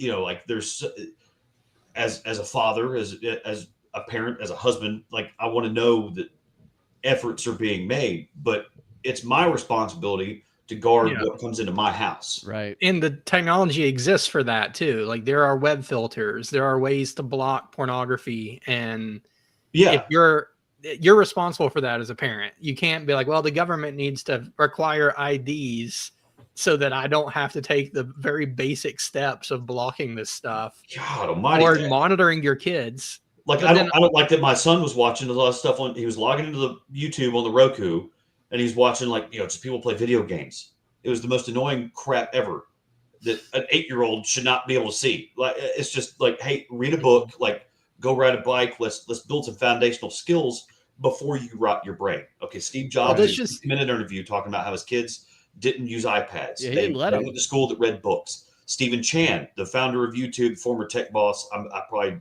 screwed up his name, but there's a story that I just put in the chat this week. Today that he even said that the YouTube Shorts, he doesn't let his kids do that because it shortens attention spans. Yeah, and he's seen the scientific data proving that. Yeah. So, it's like how do I combat that? I log into my router. I block the MAC address from going to YouTube. Yeah, well, it's the same sort of things going on in your brain when you refresh and get new videos as like when you pull a slot machine. Dude. But then also I feel like the whole ID thing, it's like, they get in the camel's nose under the tent with this, like, well, you don't want kids looking at porn, do you? And that seems reasonable. And you're like, yeah, that is bad. That shouldn't happen. But next it's going to be like, well, now it needs to be on YouTube in general. If you're saying you're over 18, you need to prove it. Otherwise you're relegated to the kids' YouTube. And then before long, I do feel like what they would like is for it to be, you want to get on the internet? Well, tell us who you are first. Prove your ID, and then you can connect to the ISP and get on the internet. And that's what we call the mark of the beast, right? I mean, like you make it so easy too to do that. You just do your face. You don't even have to remember your login anymore. Yep. It connects to your phone. So what we know from when Brian Kemp now governor was Secretary of State. What got leaked? Oh, the voter registration data. All of it for everybody in Georgia, how they voted, who they are, where they live. Stacey Abrams showing up at your door after that. Right. Yeah. Right. So like, who's guarding this stuff? I mean, the freaking credit bureaus, right? Like Equifax was the login was admin for their servers down in Argentina. How many? It was like 400 million people worldwide. Their identities were more than the population of the United States had their identities compromised. Not just like what they've done or how they get their rocks off. It's how do they spend? Who do they borrow from? Who they are. And this goes like to that psychological data collection, being able to, you can create policy around. I mean, it's just so we're all putting all of the information that they necessarily need online because it's convenient, it's required, and they love data more than anything else. Now, I don't think you can learn a lot of things about people, but psychologically, I don't know if you can get a full, really understanding of them completely based on that, but you can certainly get access to their bank accounts and just it's crazy how much if you really wanted to be able to block it and protect anonymity, which is a God-given right, honestly, for these kind of things, especially for certain proclivities, then what you would do is you could just mandate any of that content has to have a certain kind of tag. Because I remember with MP3 technology, there was the ID3 tag. They had the artist and the year, and all that kind of stuff. Just, hey, put that on there. And then all the ISPs, anything with this kind of tag on it, just file that in the parental controls of highest level. There you go. I think most people don't know how to do that. Or that they don't have to. They don't have to. But the problem is the people writing our laws are octogenarian Luddites. Yeah. The internet is like a series of tubes. Right. Some they just need to be stroked in certain ways. That whole thing with the voter registration being compromised, and then he did such a good job. We made him governor after that. I think that just proves the point of what we were talking about earlier. Even if this scientist guy, it was proven, he was Epstein's best friend, and they were diddling kids together. It's nobody would really care. I agree. Yeah. Same election cycle. Oddly enough, Hillary Clinton's email server was being held as evidence at Kennesaw State University because that's where they tabulate our votes here in Georgia. Disappeared from the evidence room. It was like a magic trick. David Blaine. Same election cycle. And that's also on Epstein's list, by the way, I heard David Blaine made it disappear. The same election cycle. That's when Brian Kemp just magically got promoted to governor. It's just such a big system. And even so, it can be corruption. Obviously, there can be mistakes. Even mistakes are going to happen that can be called corruption. But it's just so easy when it's such a big connected governmental system that most people don't, me included, don't understand the full dynamics of how it all works. And anytime that's the case as a standard, then it's so easy to manipulate and corrupt. Yeah. And even if it is a mistake, I make that big of a mistake at work and I'm like, yeah, I'm fired, aren't I? Yeah, but in government, it's like, well, you're governor now. Yeah, right. Yeah, right.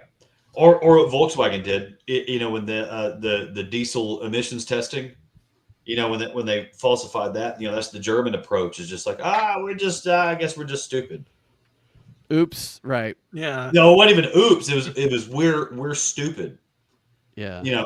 Our government says oops. Volkswagen came out and they were just like, we're stupid. We're sorry about that. We don't know anything about engineering. Right. And people go, okay. Yeah. That sounds plausible. They're stupid. I'm also stupid. That makes sense. Right. And they got away with it. So it's it's interesting. That's with the advent of with AI, and I say this to a lot of people is there's a lot of things that are going to be you're going to have the opportunity to leverage technology, and that's the operating word here. This really key to focus on that is leverage. Are you leveraging technology or are you relying on it? Just like we talked about. So with AI, is the AI you're using, is it providing you content, or is it focusing your thought and your search methods? You know, Dude, I think it's so the Google searches right Yeah. now are useless. You type in, you used to have the modifiers where you could, they you broke wanna it in search. 2016 on purpose. It's totally been broken for me. I've noticed the difference after the Vegas shooting in 2017. Just I used to be able to find like anything on the internet using modifiers and asking the right questions, and you can eliminate certain things so it doesn't all show up based on like articles that are recent. That's all gone. And now you do a search. You could even do the modifiers, and you can say I only want to search between this date and that date, and the first answer you get is that little AI answer that populates at the top of the Google search, which is almost wrong every time about certain aspects of it. And then if you go click on, and they rely on most people not doing this, if you go click on all the little links that they cite, regardless of what the time frame is that you told it to search from, it could be only one information from the past week. It'll be articles from, like we talked about earlier, from 8 years ago that is providing this answer. It'll be Reddit comments that are a source of this answer. And then you can ask it the same question immediately following that. It will give you a completely different answer. So then you go ask ChatGPT to see what it does if you want to experiment with it. And its answer will be different from the answers that this one gave with different sources. So instead of it helping by giving you a summary and then giving you actual links you can use to back it up with, it becomes a question of how do I get past this, which is bullshit, because I have to go through and verify that everything is in fact wrong for the most part, and then go actually find information underneath that isn't poisoned by that, and it's almost impossible at this point. So that's a good point, because I think when people see those like AI generated answers, they are under the impression that it's like perfectly summarizing every single source that's available on that issue. When in reality, as you said, it goes to like the top 3 Reddit comments. It's terrible. And summarizes those. And it's like, I don't care what one random person said on Reddit. Right. That's not that useful information to me. No, it also and they're like lying and pretending that it like this represents the majority of thinking on this topic when it doesn't. Yeah, and it had a trouble telling the difference between like jokes and real answers too. Where I think somebody asked like, a good way to make a pizza, and it said put glue on it, and it was because there was a Reddit comment where somebody joked and said that. Right, somebody probably did that. Because it's easy. You want that, you type it in, you don't have to search, you don't have to click through all the links. Here's the answer. It's so easy for you, and a lot of people are going to accept that. We've seen a number of stories over the past couple of years of law firms. They're getting reported to the bar because they're representing people, and then they're presenting case law to court that they asked ChatGPT to provide for them, and ChatGPT just made up a bunch of case law. Yeah. I mean, that's your job as a lawyer. You're getting paid to do the research and find that shit. And so my sister and I tried it. She had a case she was working on. I was like, let's see what it does. And it did the same thing. It made up case law based on like combining a bunch of stuff. What it knows you want to hear too. So I'm a land surveyor, and there's some folks that I've worked with in the past that they're like, oh well, I'm training ChatGPT to be able to redline my plans before I submit it, to the county. And I'm like, okay, this week, as a matter of fact, Tuesday, it was Microsoft put out an article because it was like, their AI, whatever their AI is, I forget what it is now. It listed like the top 40 most replaceable industries and the bottom 40 most replaceable industries. So like the bottom 40 is like, it's going to be more than 5 years before AI can even like broach that industry. Okay, so near the bottom of that list was technical plan review. I showed that to them. They're like, oh, no way, man, because like I'm getting some good comments on this stuff. And I'm like, you need to listen. The people that made this shit are telling you it can't do this. Right. Like, this is what we get paid for. This is what we bill clients for. This is why we are the professionals. If you deliberately stray away from this, we do not exist. We are now a kiosk at McDonald's. Like it's not. Yeah, don't give it up so quickly, especially when it's not doing the job so great. I mean, you can ask it questions, the answer to, and it's got its time, place. There's certain aspects of what I do that AI can get in there and analyze, but like you better know what you're talking about. You better be able to verify that, like that you what said, it's like, saying is like case law. Like I'm required to know certain case law. Yeah. AI does not.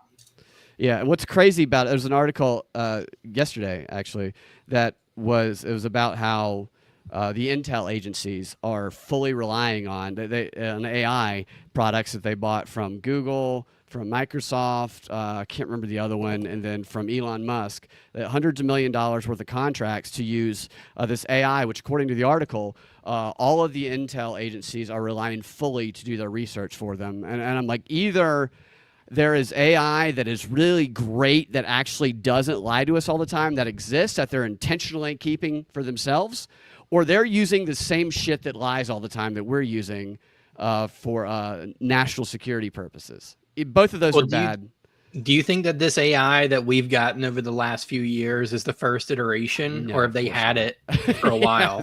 Yes, I'm sure they've had it a long time. It's something they had and they abandoned. I mean, Elon Musk warned us about it on Rogan, like 7 years ago. Yeah, when he smoked a blunt and his stock shares tanked like 7%. Yeah, right. Yeah. That was what he warned us about. He said there's two types of AI right now. It's, do you want freedom or do you want convenience? Do you want to be told what to think, or do you want your ability to think magnified? Right. Those are the two types that's the competing in that industry right now. Yeah, so they're going to take the ones that would probably magnify for most of it. You say they, and like you referenced, Zane, I don't think that they are a big monolith. I think they're a bunch of pussies. I think they infight and whatnot, but I do think that the people in certain positions do have access to things. They do try and compromise. I think I think you have to expect, for me anyway, it's like people who are in positions that have such influence and power, if they're not compromised or if they don't have something that can be used against them, I think they should expect to be targeted for that, because why wouldn't other people who have positions of power and the ability to do that try to do that? So I don't think it necessarily means that everybody is compromised, but I do think when people reach a certain level, they're going to be targets of it and they should be aware of it. But I do think that mostly these theys they're pussies who don't suffer from what most humans do who have a conscience, which is imposter syndrome. I think they're psychopaths who fake it more and better than other people can, and I think that enables them to get away with a lot of things. And obviously, they're going to have the resources and shit from where they come from and whatnot. But I just think that the more people can look within, people have been convinced that they have to be something outside of themselves and meet these certain requirements, these check boxes to achieve certain things. I think the more people realize that that's a control mechanism and it's bullshit, and that they actually have a lot within them, that if they discovered and maximized and cultivated, that they could actually do a lot of things themselves without that reliance and see the greatness in themselves. I think that's how you really you break the system, is people realizing that they are far more powerful than the forces that seek to control them are, and embracing and growing that power. Amen. Absolutely, man. And that's one of the things PBD was just talking about with like Shannon Sharp. It's just, once you get to a certain level, you're a target.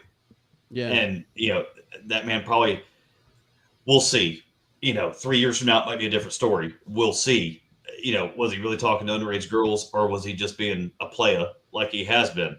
Right. Because they were talking about, like, he had Ocho Cinco on Club Shay Shay recently. And Ocho Cinco was more conservative than Shannon Sharp. Yeah, yeah.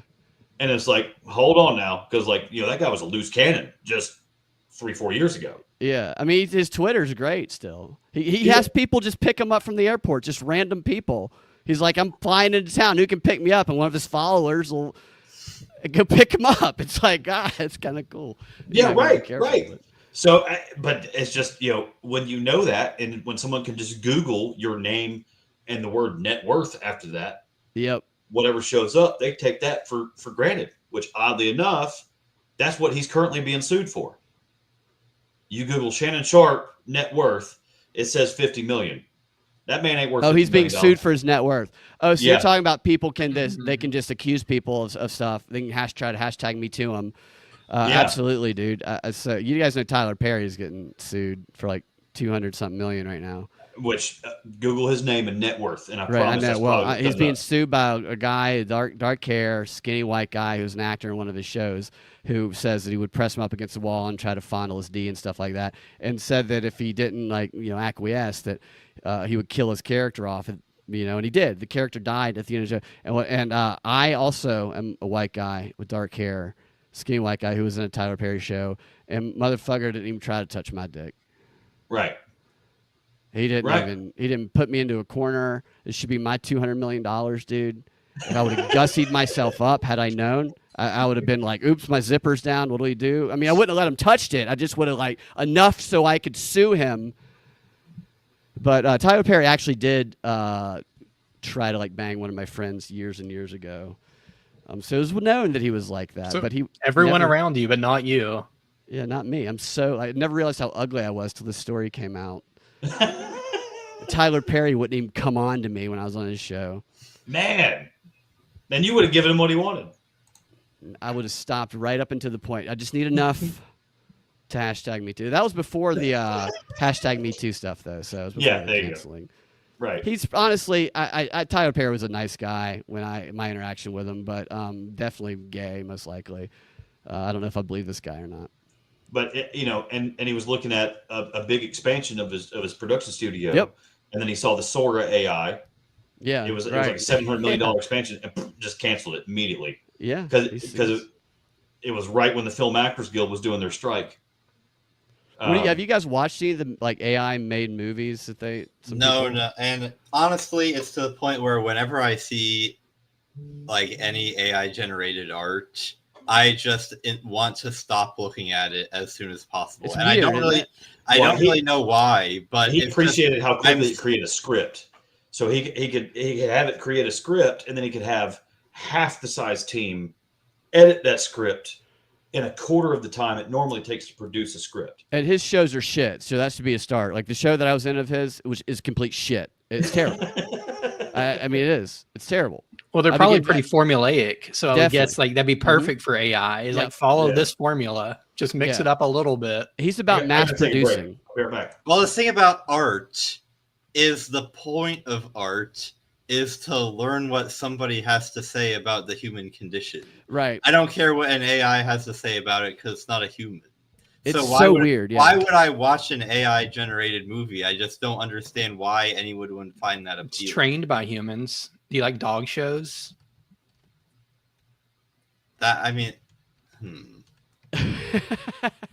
It's a dog show.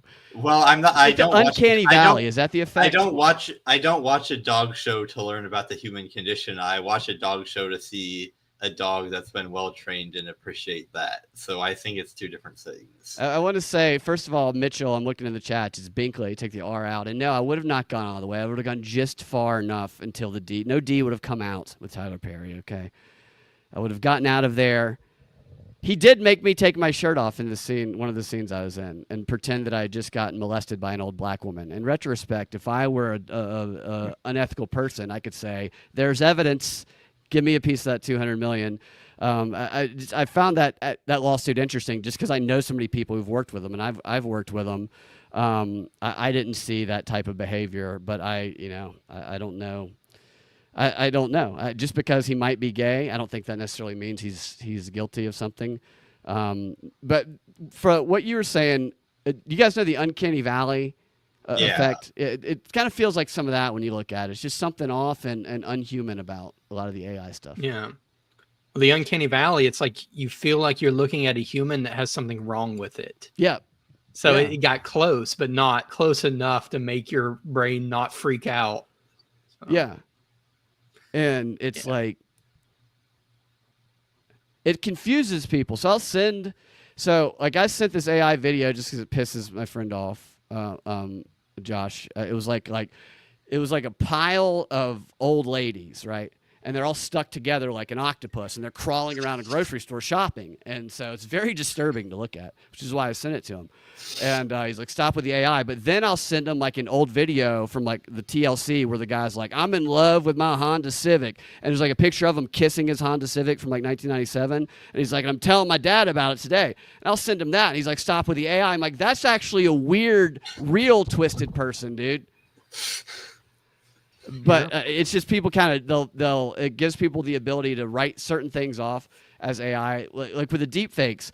I've been waiting for a while for there to be a deep fake of like some politician doing something very illegal that could be real, but is just that's definitely a deep fake in order to get out of it. Well, that happened somewhat. Not a deep fake, but there was like some principal or superintendent in Florida, and a student was like, "Oh, I have him on audio saying the N-word and like screaming it at people." Yeah, and they're like, "That's edited. I didn't do it. That's AI." And honestly, I didn't pay that close of attention, but it may have actually been. Like, yeah, I remember that story. Didn't they say that it was AI in the end? I think so. Exactly. I think he may have actually, like, legitimately they AI'd him. The police like, we need you to say it for real. Just say the hard R for me. Repeat the sentence so we can compare. Yeah, I'm gonna need a black friend, and I'm gonna need a certain, I'll need a 3-6 Mafia CD. Right, we know. So I can sing along with it. Yeah, there was some politician in New Zealand who like created a deep fake nude of herself and then showed it in Parliament to like complain about the dangers of deep fakes. Of herself? Oh yeah, yeah. Sounds like something Nancy Mace would do. Exactly, dude. Oh, it was on C-SPAN. As C-SPAN got the highest ratings they've ever had. They shared this on C-SPAN? Yeah.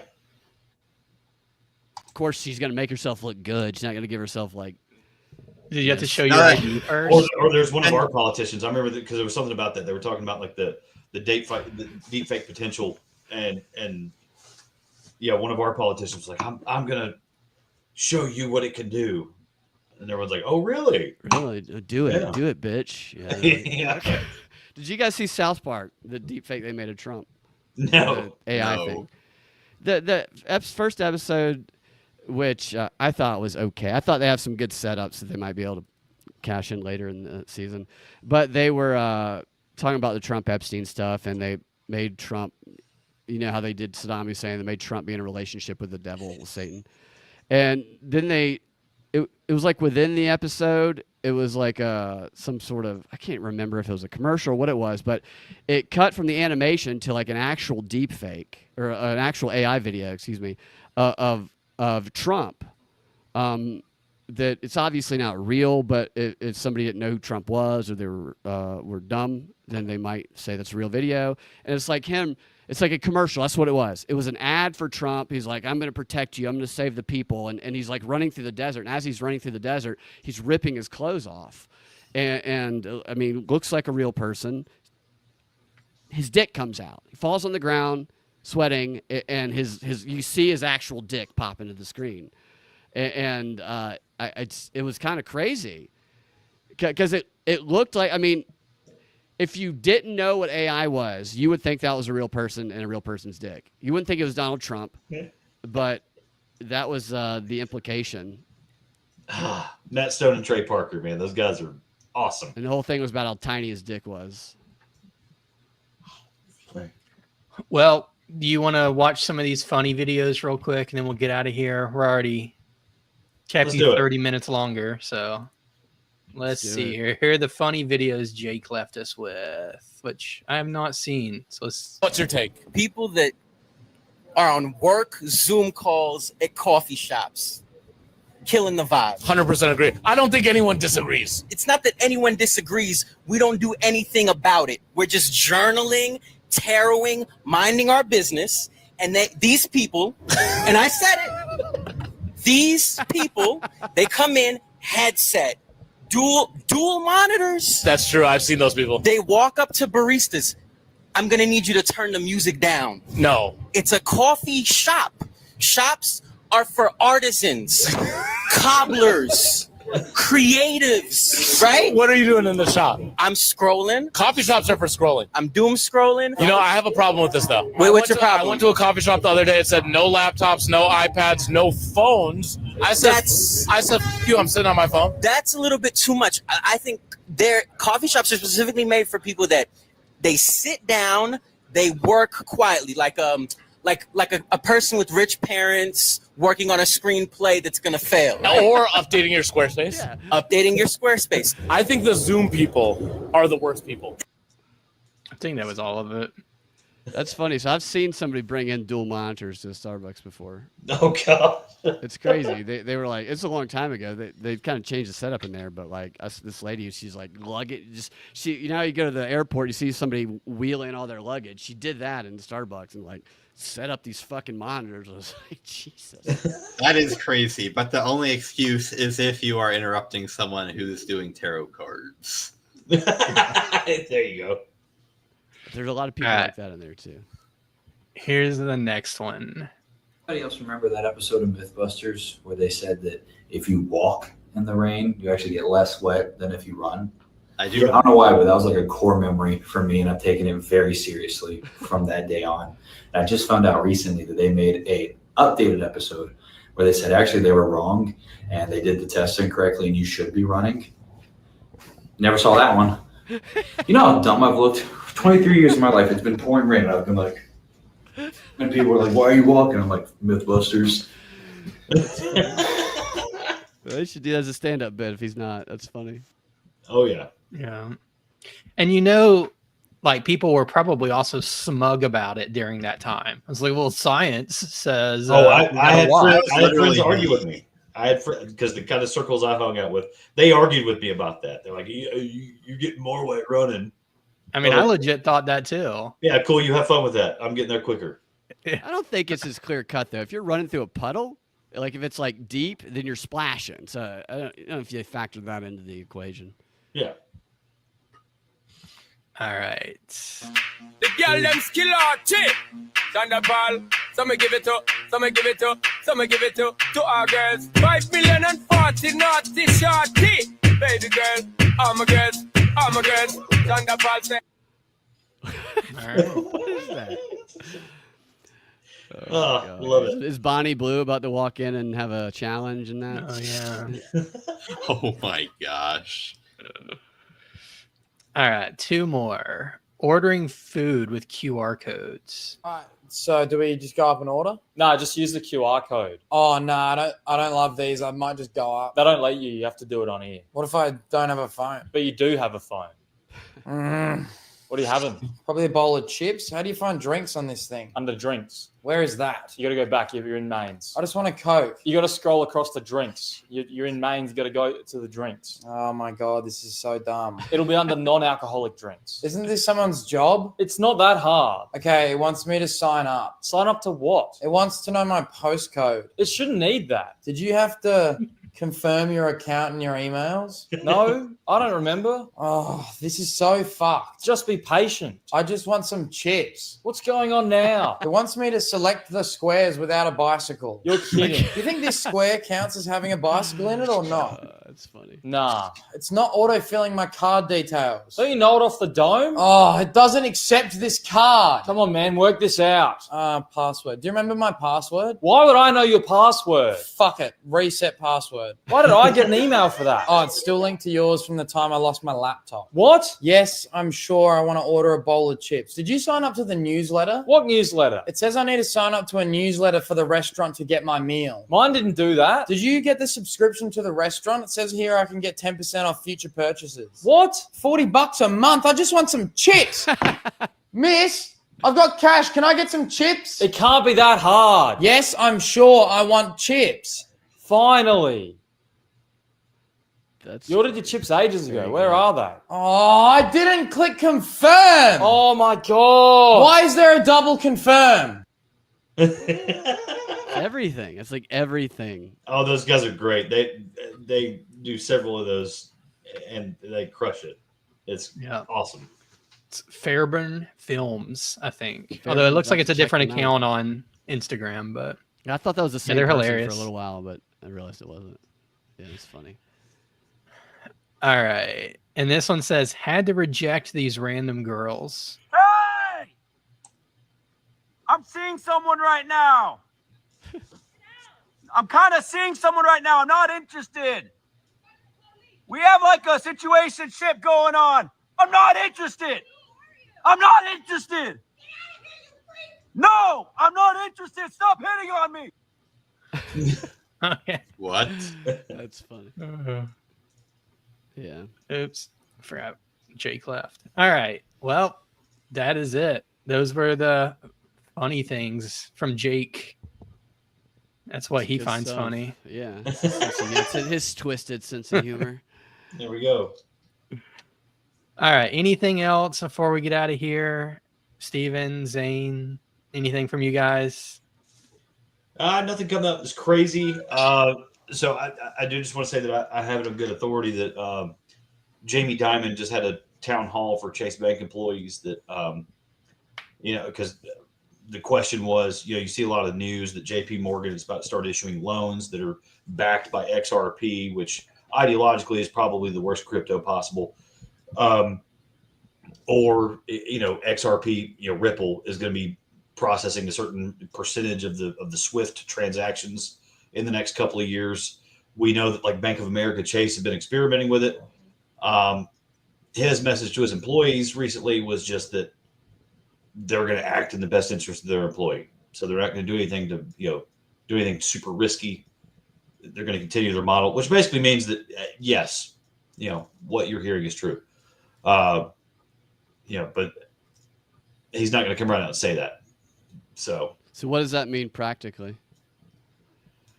Say it. So practically, if Ripple is, say, within the next 3 years, starts processing anywhere north of 10% of the SWIFT transactions, it's going to triple in price. Yeah, I mean, just based on just basic economics of just how much it's doing right now, how much is currently in supply, that whole thing. So if you take something that's currently doing a total market cap of $2 trillion, and then all of a sudden is processing $3 trillion a day in transactions. Yeah, that makes sense. Well, the thing is, this is, as everyone should realize, this is not investment advice. Yeah. Because if that was really going to happen, people would start buying it now, and the price would have adjusted already. There you go. And the FOMO has already kicked in. All everything, whatever confirmation bias you want, you can do a search for that, and you'll find it. So yeah, this is not advice. I'm not a financial advisor. Do what you will with your own risk, but just letting you know, the people that would be making such decisions are not actively denying that it's not going to be used. All right. Anything last from you, Zane? No. All right.